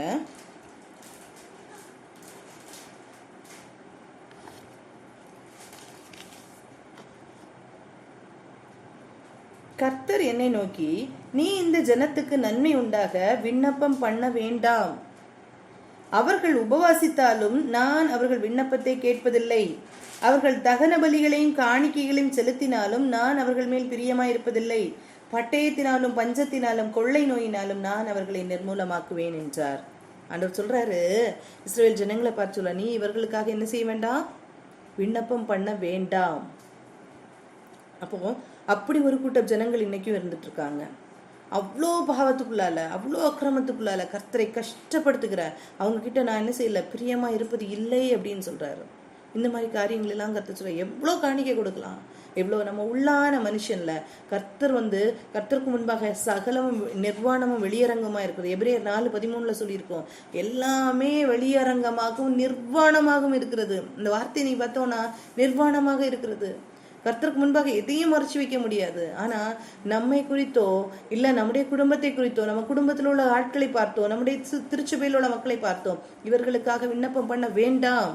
அவங்க எவ்வளவுதான் காணிக்க கொடுத்தாலும் அவங்க அப்பா அப்படின்னா அவங்க சர்ச்சுக்கு வராமையா இருக்காங்க, கர்த்தருக்கு செய்யாமையா இருக்காங்க, உபவாசம் பண்றாங்க, விண்ணப்பம் பண்றாங்க இல்லையா, தகன பலிகளை எல்லாம் காணிக்கைகளை செலுத்துக்கிறாங்க. ஆனா நான் என்ன செய்ய மாட்டேன், அவங்ககிட்ட பிரியமா இருக்க மாட்டேன். அப்ப யாரை குறித்து சொல்லப்பட்டிருக்குதுங்க, யாரை குறித்து சொல்லப்பட்டிருக்கிறது? நம்முடைய உள்ளான வாழ்க்கை, நம்முடைய உள்ளான வாழ்க்கை, பரிசுத்தம் இல்லாத வாழ்க்கை நமக்குள்ளால இருக்குமானா, கர்த்தருக்கு பிரியமில்லாத ஒரு வாழ்க்கை இருக்குமானா, கர்த்தர் சொல்றாரு, நீ ஜோம் பண்ணாலும் வேற ஒருத்தவங்க உனக்கு ஜோம் பண்ணாலும் என்ன செய்யாது, அது கேட்கவே படாது அப்படின்னு சொல்லிடுறாரு. நம்முடைய வாழ்க்கையை நம்ம ஆராய்ந்து பார்ப்போம், எப்படி நம்முடைய வாழ்க்கை இருக்குது. ரோமர் 8:8 சொல்லியிருக்கோம், மாம்சத்துக்குரியவர்களா இருக்காதீங்க, மாம்சத்துக்குள்ள உரியவர்களா இருந்தா கர்த்தர் பிரியமா இருக்க மாட்டார் அப்படின்னு சொல்லியிருக்கோம்.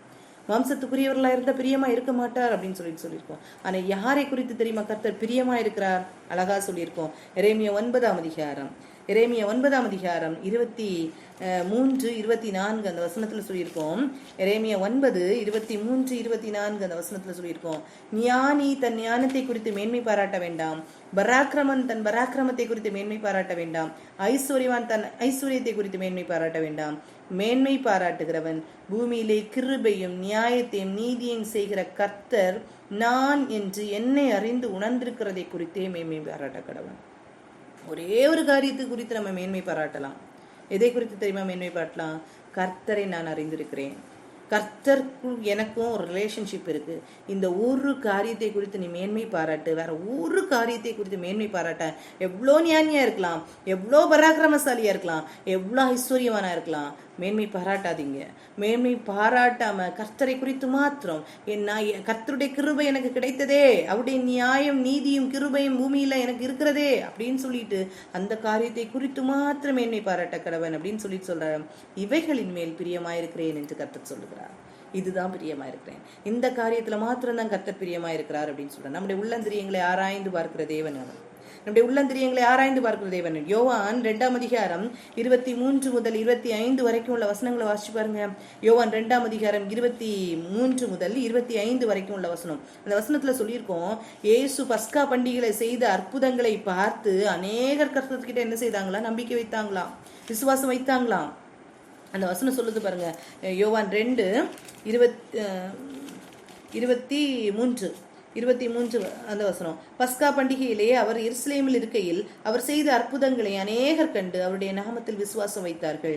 அப்படி இருந்தும் அவர்கிட்ட எல்லாரும் விசுவாசம் வச்சாங்க. அப்படி இருந்தும் இயேசு எல்லாரையும் அறிந்திருந்தபடியால் அவர்களை நம்பி இணங்கவில்லை, அவரை நம்பி இணங்கவில்லை. ரொம்ப ஒரு கொஸ்டின் தெரியுமா இது?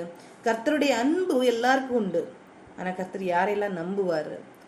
நம்ம நம்பி, பவுல் சொல்லுவார் ஒரு இடத்துல, என்னை உத்தமன் என்று நம்பி கர்த்தர் இந்த பொறுப்பை என்கிட்ட கொடுத்துருக்காரு, நான் அதுக்கு பாத்திரமானா இருக்கணும். நம்மகிட்டயே நம்பி கர்த்தர் ஒரு காரியத்தை தந்திருக்காங்க. இப்படி ஒரு காரியத்தை நம்ம மேல அன்பு பாராட்டி இருக்கிறாங்க. இந்த கிருபை நமக்கு கிடைச்சிருக்கு. ஆனா இந்த ஜனங்களை நம்பி இணங்க முடியவில்லையா? ஏன் அப்படின்னா அவருடைய உள்ளான காரியங்களை எல்லாம் அவர் என்ன செய்திருக்காரு, அறிந்திருக்கிறார். அடுத்த வசனம் சொல்லுது, மனுஷருக்குள்ளிருப்பதை அவர் அறிந்திருந்தபடியால் மனுஷரை குறித்து ஒருவரும் அவருக்கு சாட்சி கொடுக்க வேண்டியதா இருக்கவில்லை. நம்மளை குறித்து யாருமே சாட்சி கொடுக்க தேவையில்லை தெரியுமா? யாருமே சாட்சி கொடுக்க தேவையில்லை. கர்த்தரே சாட்சி. கர்த்தர் ஒரு நாள் நம்மளை குறித்து சாட்சி கொடுப்பார். அதுதான் நியாய தீர்ப்பு. கர்த்தர் ஒரு நாள் நம்மளை குறித்து சாட்சி, அது வாசிச்சு பாருங்க. யோவான் 2:23-25 நிதானமா வாசிச்சு பாருங்க. கர்த்தர் ஒருவரே நம்மளை குறித்து சாட்சி கொடுக்கணும். மனுஷருக்குள்ளிருப்பதை அவர் அறிந்திருக்கிறபடியால் யாரும் மறைக்க முடியாது, எதுவும் மறைக்க முடியாது. அறிந்திருக்கிறபடியால் யாருக்கு சாட்சியும் அவருக்கு தேவை கிடையாது. இனி நீங்க யோவான் 5ஆம் அதிகாரத்தை வாசிச்சு பாருங்க, அழகா கொடுத்துருக்கோம்.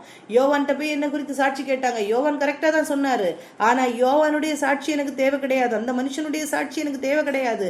என்னை குறித்து மற்றொருவர் சாட்சி கொடுப்பாரு. அது யாரு? பிதாவாகிய கிறிஸ்து, பிதாவானவர் சாட்சி கொடுப்பார் அப்படின்னு சொல்லிட்டு இயேசு சொல்லுவாரு.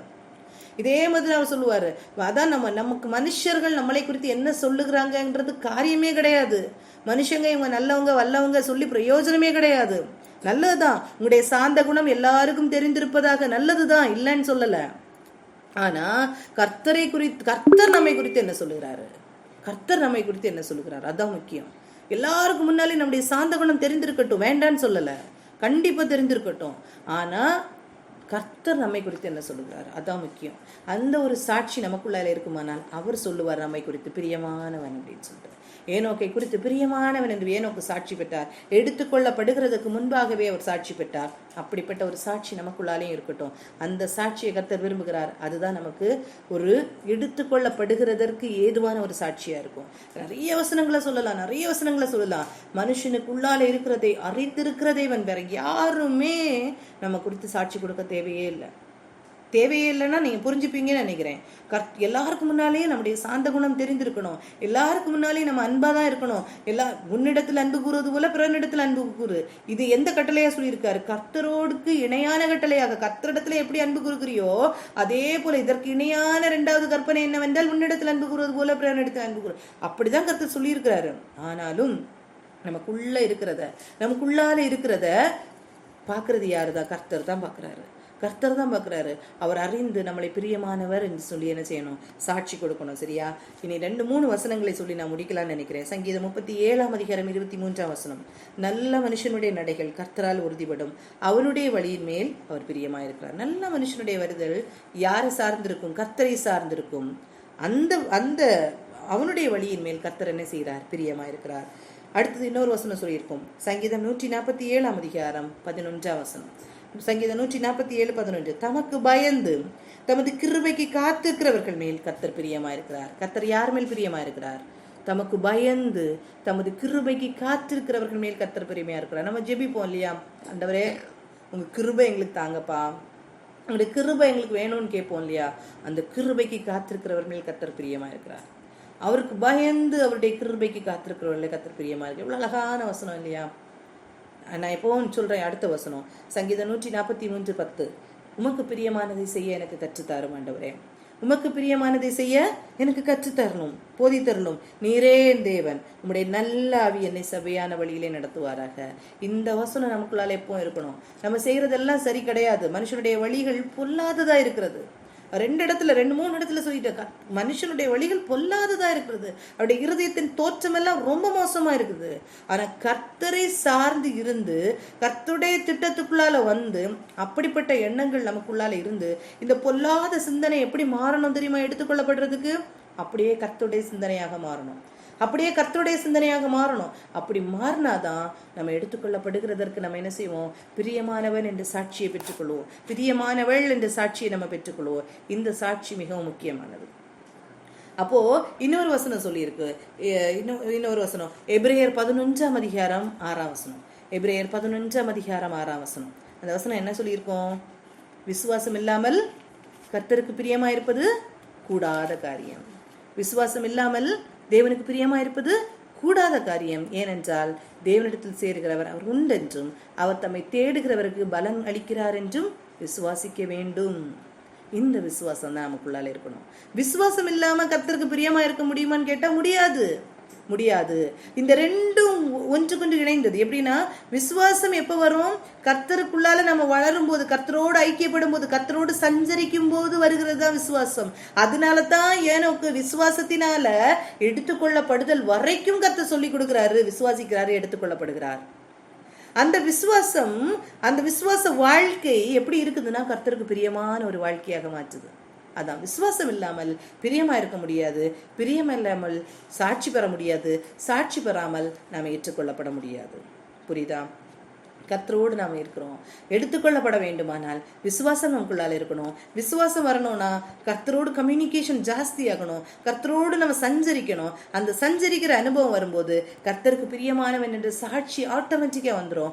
ஏன்னா கர்த்தரையே சார்ந்திருப்போமே. அப்போ பிரியமானவன் என்று சாட்சி வந்துடும். அந்த சாட்சியை பெற்றுக்கொள்கிறவர்கள் கண்டிப்பாக எடுத்துக்கொள்ளப்படுதலுக்கு நேராக போவாங்க. எத்தனை பேர் நம்ம எடுத்துக்கொள்ளப்பட முடியும்?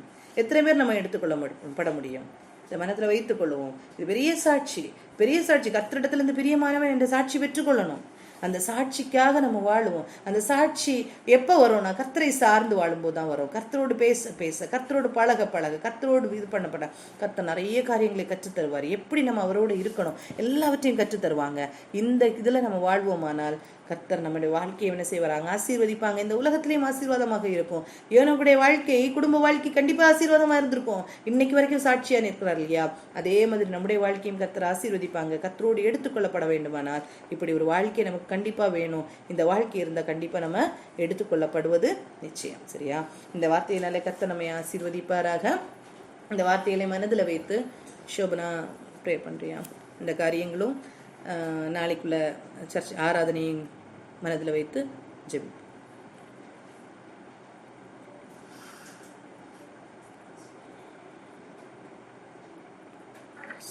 ஸ்தோத்திரம்ப்பா, நன்றி தகப்பனே. நாங்கள் துதிக்கிறோம்ப்பா, துதிக்கிறோம் ராஜா. உண்மை நாங்கள் துதிக்கிறோம் அப்பா.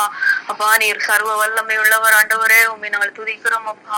ஆண்டவரே, ஒவ்வொரு வாரமும் உங்களுடைய சமூகத்தை எங்களை நீர் கூட்டி சேர்த்து அப்பா உங்களுடைய வார்த்தைகளை கற்றுக் கொடுத்த ஆண்டவரே அப்பா எங்களோட பேசுகிற நல்ல தேவனே, உண்மை நாங்கள் துதிக்கிறோம் அப்பா. நீர் எத்தனை நல்லவர் அப்பா.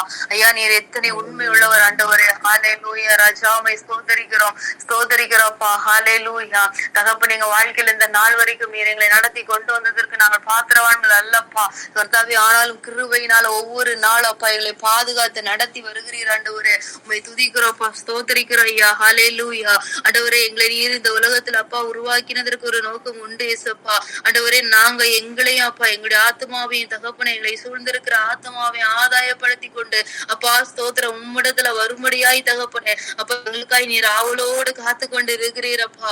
ஆண்டவரே, உம்முடைய அன்பை அறிந்து ராஜா நாங்க ஆண்டவரே உம்மோடு நடக்கக்கூடிய இந்த அனுபவம் எங்க வாழ்க்கையில உண்டாவதாக ஏசப்பா. ஹல்லேலூயா அப்பா, எங்களோட பேசினீங்களப்பா. நாங்கள் துதிக்கிறோம் அப்பா. ஹல்லேலூயா அப்பா, இந்த நாளில வார்த்தையை கேட்டு எங்கள் ஒவ்வொருவரையும் அப்பா நாங்க அர்ப்பணிக்கிறோம் ஏசப்பா. ஆண்டவரே, நாங்கள் எடுத்துக்கொள்ள படுபடியாய் அப்பா அப்பா ஸ்தோத்திரம் அழைக்கப்பட்டவர்கள் ஆண்டவரே அப்பா ராஜா உம்மோடு தரித்திருக்கும்படியாய், உம்மோடு நடக்கும்படியாய், உம்மோடு சஞ்சரிக்கும்படியாய் ஐயா பரலோக ராஜ்யத்துல உம்மோடு நித்தியமாய் வாழும்படியாய் அழைக்கப்பட்ட ஜனங்கள் அப்பா நாங்க. ஆண்டவரே, ஒரு நாள் அப்பா இந்த வாக்கியத்தை நாங்க எழுந்திரக்கூடாது ஏசப்பா. ஆண்டவரே, பூமியிலையும் உம்மோடு நாங்கள் சஞ்சரித்து ஐயா பரலோகத்துல உம்மோடு நாங்கள் சஞ்சரிக்கிற அனுபவம் எங்களுக்கு வேணும் ஏசப்பா. ஆண்டவரே, இந்த பூமியில நாங்க வாழ்கிற ஒவ்வொரு நாட்களையா ஆண்டவரே உம்மோடு நடக்கிற இந்த அனுபவம் எங்களுக்கு தாங்கப்பா. ஆண்டவரே ஸ்தோத்திரம்ப்பா, உமக்கு பிரியமான பிள்ளைகள் என்று சாட்சி பெறுகிற ஐயா இந்த அனுபவத்தை எங்களுக்கு தாங்கப்பா. விசுவாசம் இல்லாமல் ஐயா அப்பா கர்த்தருக்கு பிரியமா இருப்பது கூடாத காரியம் ஆண்டவரே. எத்தனையோ விசுவாச குறைவுகள் எங்க இடத்துல உண்டு ஏசப்பா. எங்களை மன்னிங்க ஆண்டவரே ராஜா. எத்தனையோ முறைகள் ராஜா ஏசப்பா ஆண்டவரே நீர் வார்த்தையை கொடுத்து ஆண்டவரே உங்க வார்த்தையை நம்ப முடியாம விசுவாசிக்க முடியாம ஐயா அதை ஏற்றுக்கொள்ள முடியாம அப்பா ஆண்டவரே இடத்துல இருக்கிற அந்த அவிசுவாசங்கள் ஆண்டவரே அதெல்லாம் எங்களை விட்டு எடுத்து போட அப்பா உங்களால முடியும் ஆண்டவரே. கர்த்தர் இந்த நாளில் அப்பா ஆண்டவரே எங்களை நீர் எடுத்துக்கொள்ளப்படும்படியா அழைத்திருக்கிற ஜனங்கள் என்கிறதை அறிந்து உங்க சமூகத்துல நிற்கிறப்பா. எங்களுடைய அவிசுவாசங்களை எடுத்து போடுங்கப்பா.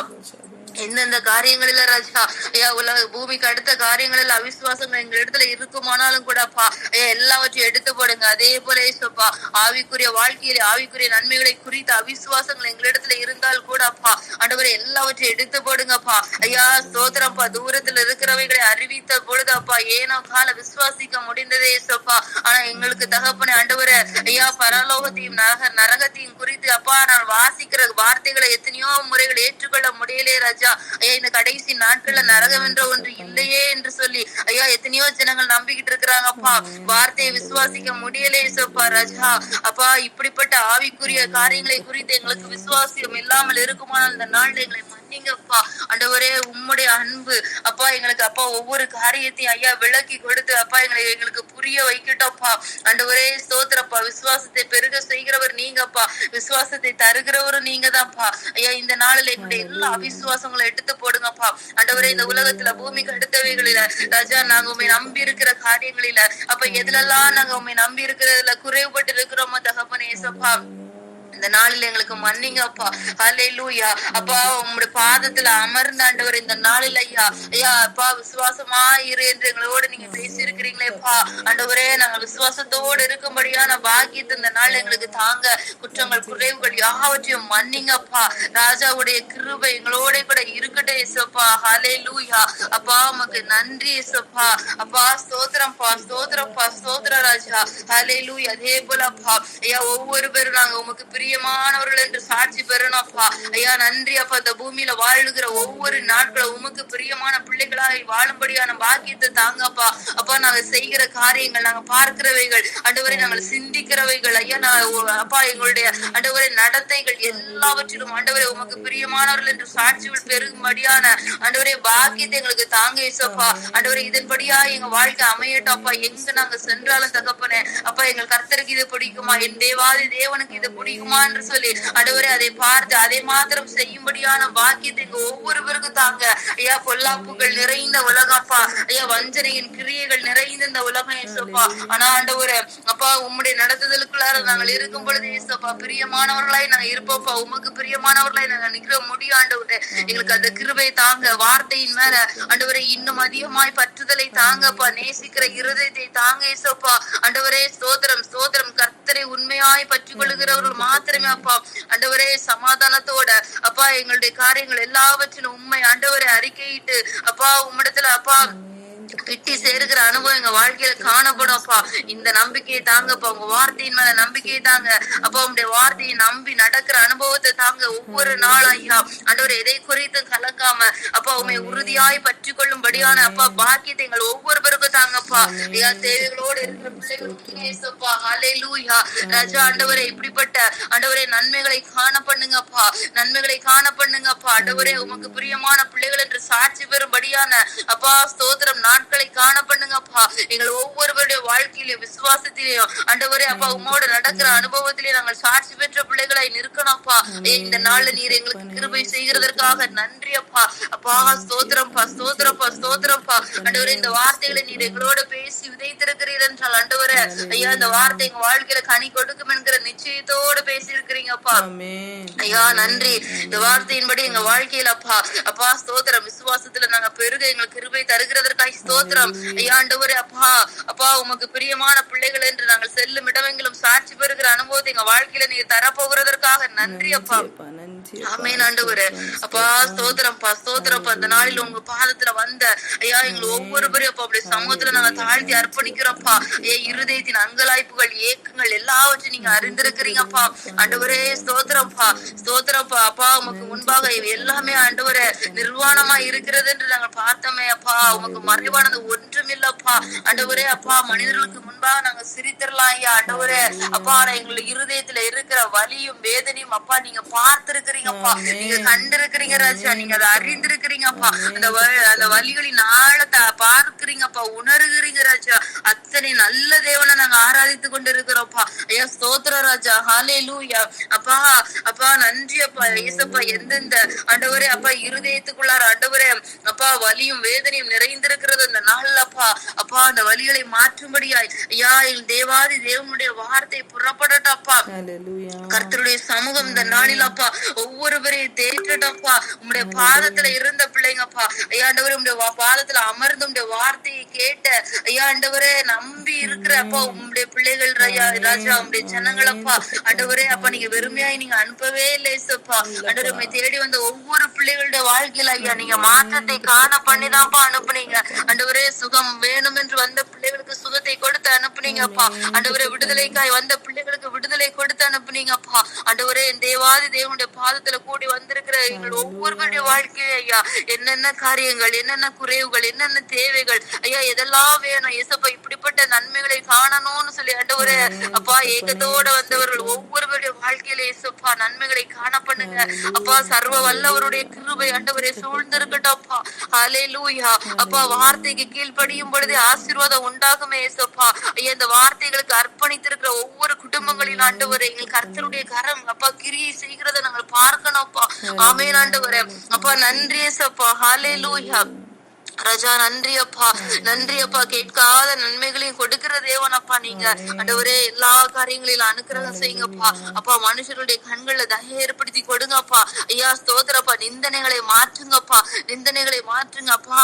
ஐயா இருதயத்துல அப்பா ஆண்டவரை எழும்புகிற கேள்விகள் ஐயா அப்ப எல்லாவற்றுக்கும் நீங்க பதில கொடுங்கப்பா. ஐயா இன்னும் எத்தனை நாட்களோ என்று கலங்கி நிற்கிற அப்பா பிள்ளைகளுக்கு நீங்க ஆண்டவர் ஆறுதலை கொடுங்க ஐயா. ஸ்தோத்திரம் ஸ்தோத்திரம் அப்பா. நன்றி அப்பா. நிந்தனைகளை மாற்றுகிற தேவன் நீங்க இயேசப்பா. ஐயா நன்றி ராஜா, நன்றி அப்பா. ஹல்லேலூயா. கர்த்தருடைய பிரசன்னம் வரும் பொழுது அப்பா அப்பா பேசப்பட்ட நிந்தனையான சொற்கள் அத்தனையும் அவமாய் போகுமே இயேசப்பா. ஆண்டவரே உங்க பிரசன்னத்தினால் ஆண்டவரே அப்பா உம்முடைய அப்பா தயவினால் அப்பா உம்முடைய பிள்ளைகள் ஒவ்வொருவருடைய வாழ்க்கையிலே இயேசப்பா இந்த நாளில் அந்த நிந்தனையான பேச்சுகள் எல்லாம் எடுத்து போடுங்கப்பா இயேசுவின் நாமத்துல ராஜா. ஆண்டவரே நிந்தனையான பேச்சுகளுக்கு மத்தியில அப்பா ஆண்டவரே அங்கலாய்த்து கொண்டு இருக்கிற ஐயா நீர் மனதுருக்கம் இல்லாதவர் அல்ல, நீர் மனதுருகுகிற கர்த்தரப்பா. இந்த நாளிலே ராஜா ஐயா நிந்தனையான பேச்சுக்களை எடுத்து போடுங்கப்பா உங்களுடைய பிள்ளையோட வாழ்க்கையிலப்பா. ஐயா ஸ்தோத்திரப்பா ஸ்தோத்திரப்பா. நன்றி தகப்பனே அப்பா நன்றி. காயம் கட்டுகிற கர்த்தர் நீங்க அல்லவாப்பா ஆண்டவரே. உங்களுடைய பிள்ளையோட வாழ்க்கையில ஏசப்பா நீங்க செய்கிறதற்காக நன்றி ஆண்டவரே. நன்றி ஏசப்பா, நன்றி அப்பா. ஹல்லேலூயா. ஆமென் ஆண்டவரே.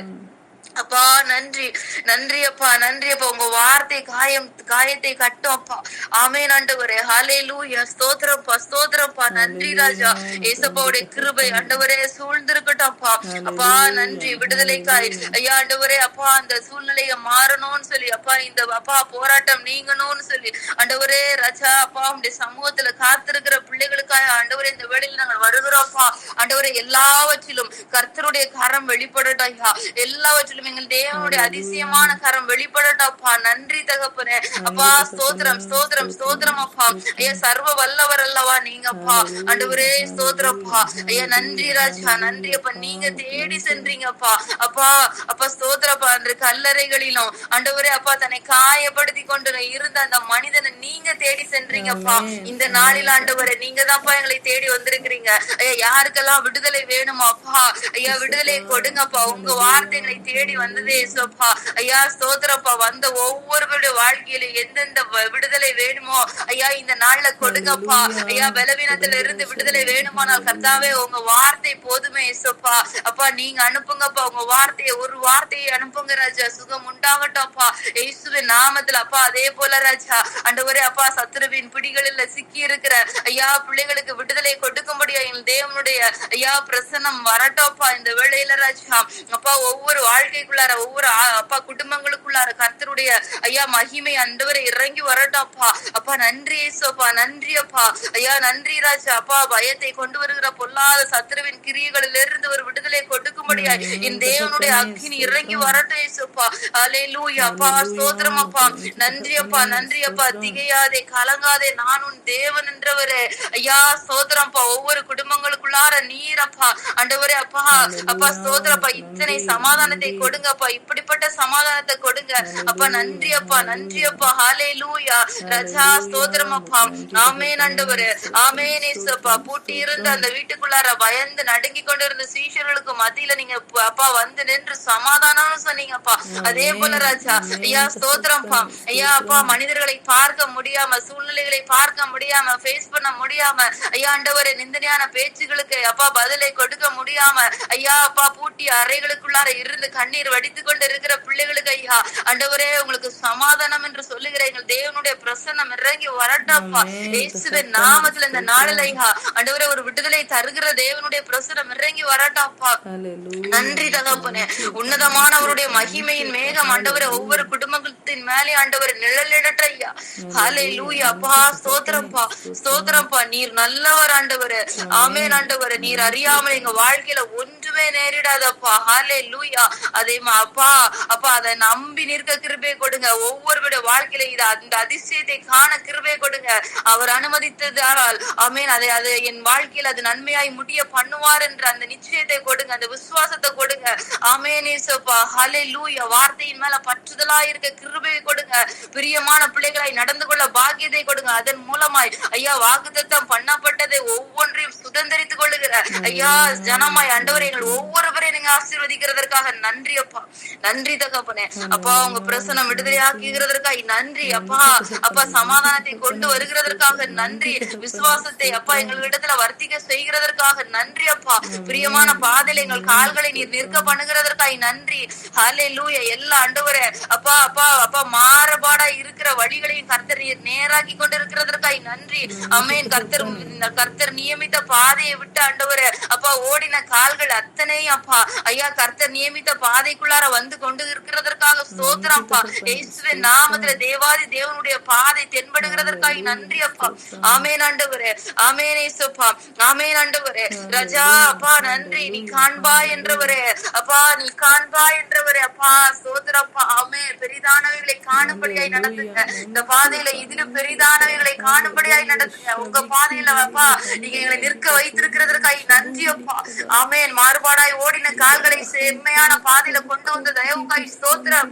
ஸ்தோத்திரம் அப்பா. நன்றி அப்பா. பெரிதானவைகளை காணும்படியா இந்த நாள்ல நீர் ஆசீர்வதிக்கிறதற்காக நன்றி. ஆமென் ஆண்டவரே. உங்க கிருபை அப்பா கூட இருந்து நடந்தட்டோம்ப்பா. ஒவ்வொரு குடும்பங்களிலும் உங்க பிரசன்னம் அசைவாடட்டும். கிருபையாய் காத்துக்கொள்ளுங்க. நாளை தினத்துல ஆண்டவரே பரிசுத்த ஓய்வு நாளப்பா. ஆண்டவரே பரிசுத்த அலங்காரத்துடனே தொழுது கொள்ளக்கூடிய பாக்கியத்தை கொடுங்க ஆண்டவரே. நாங்கள் மாத்திரம் அல்ல எங்கள் குடும்பமும் பரிசுத்த அலங்காரத்தோட வரும்படியான ஐயா ஆண்டவரே கிருபைகளை கொடுங்க. பிள்ளைகளுக்கு கொடுங்க. கணவர்களுக்கு கொடுங்க. ஆண்டவரே ஸ்தோத்திரம். சபையில ஒரு மனதை கொடுங்கப்பா. ஆண்டவரே ஒரு மனதை குலை பண்ணுகிற எல்லா சத்துருவின் கிரியைகளும் அழிந்து போகட்டும். ஒரு மனதோட கர்த்தரை ஆராதிக்கிற ஒரு பரலோக ஆராதனை எல்லா சபைகளில் ஆராதனைகள் ஏறெடுக்கப்படட்டப்பா. துதிப்பதற்கு வாய்கள் திறக்கப்படட்டும் ஐயா. இயேசுவின் நாமத்துல ஐயா கர்த்தரை மகிமைப்படுத்த முடியாம அடைத்து வைக்கப்பட்டிருக்கிற ஐயா மௌனமா இருக்கும்படியாய் வைக்கப்பட்டிருக்கிற எல்லா கிரியைகளும் அழிந்து போகட்டும் அப்பா. வாஞ்சியோடு அப்பா கர்த்தர் செய்த நன்மைகளை நினைத்து நன்றி செலுத்தும்படியான ஆராதனையை வேலையை கொடுங்கப்பா. கொடுங்க ஐயா. நன்றி தகப்பனே. ஒவ்வொரு சபைகளுக்குள்ளார தெய்வ பிரசனம் அப்பா கடந்து வரட்டும் அப்பா. விடுதலை தருகிறவருடைய பிரசனம் கடந்து வரட்டும் ஐயா. நீர் விடுதலை தருகிறவர் அப்பா. ஆமென் ஆண்டவரே. நாளை தினத்துல அப்பா உம்முடைய வார்த்தையை வெளிப்படட்டும். ஒவ்வொரு சபைகளில உம்முடைய வார்த்தை வெளிப்படட்டப்பா. நன்றி தகப்பனே. நன்றி அப்பா. ஆவியானவர் பேசுங்கப்பா. பரிசுத்த ஆவியானவர் நீங்க பேசுங்கப்பா. ராஜாக்களின் இருதயத்தையே திருப்புகிற தேவன் நீங்கப்பா. ஒரு அப்பா ஒரு போதகருடைய வாயிலிருந்து உங்களுடைய வார்த்தையை புறப்பட பண்ண உங்களுக்கு லேசான காரியம் ஆண்டவரே. நீங்க பயன்படுத்துங்கப்பா. ஒவ்வொரு போதகர்களையும் பயன்படுத்துங்க ஆண்டவரே. நீங்க அபிஷேகத்தை நடத்துங்கப்பா. உங்களுடைய பாத்திரங்களாய் நிற்கிற ஒவ்வொரு பெரிய ராஜா எடுத்து பயன்படுத்துங்கப்பா. நன்றி தகப்பனே. நீ செய்ய போகிற தயவுக்காய் ஸ்தோத்திரம் தகப்பனே. இந்த வேளையில எங்களை தாழ்த்தி தருகிற ஐயா குற்றங்கள் குறைவுகளை மன்னிங்க. உங்க பிரசனம் எங்களோட கூட சூழ்ந்திருக்கிறதற்காக நன்றி அப்பா. கிருபை நிறைந்தவருடைய சமூகத்துல எங்களை தாழ்த்தி அர்ப்பணிக்கிற ஐயா. துதிக்கான மகிமை யாவற்றும் ஒருவருக்கே செலுத்துகிறப்பா. இயேசுவின் நாமத்துல ஜெபிக்கிறோம் நல்ல பிதாவே. ஆமென். ஆமென். ஆமென். எல்லாரும் சேர்ந்து சொல்லலாம். என் ஆத்துமாவே கர்த்தரை ஸ்தோத்திரி. என் முழு உளமே அவருடைய பரிசுத்த நாமத்தை ஸ்தோத்திரி. என் ஆத்துமாவே கர்த்தரை ஸ்தோத்திரி. கர்த்தர் செய்த சகல உபகாரங்களையும் மறவாதே. ஆமென். ஒரு வசனம் சொல்லுது பிலிப்பியர்ல 2ஆம் அதிகாரம் 15-16 அந்த வசனம் சொல்லுது. கோணலும் மாறுபாடுமுள்ள சந்ததியின் நடுவிலே குற்றமற்றவர்களும் கபடற்றவர்களும் தேவனுடைய மாசற்ற பிள்ளைகளுமாயிருக்கும்படிக்கு எல்லாவற்றையும் முறுமுறுப்பில்லாமலும் தர்க்கிப்பில்லாமலும் செய்யுங்கள். கோணலும் மாறுபாடுமான அந்த சந்ததியின் நடுவில் தான் நம்ம வாழ்ந்து கொண்டு இருக்கிறோம். ஆனால் எது செஞ்சாலும் நம்ம என்ன செய்யும்? தேவனுடைய மாசற்ற பிள்ளைகளாக நம்ம இருக்கணும்னா முறுமுறுப்பு இல்லாமலும் தர்க்கிப்பு இல்லாமலும் நமக்கு கொடுக்கப்பட்ட கடமைகளை நம்ம செய்வோமானால் கர்த்தருக்கு நம்ம பிரியமானவர்களாய் நம்ம இருக்க முடியும். விசுவாசம் இல்லாமல் தேவனுக்கு பிரியமாகவும் இருக்க முடியாது. கர்த்தரோடு நம்முடைய தொடர்பை நம்ம இன்னும் இன்க்ரீஸ் பண்ணுவோம். இன்னும் இன்க்ரீஸ் பண்ணுவோம். கர்த்தர் நம்மோடு கூட இருப்பாராக. ஆமென்.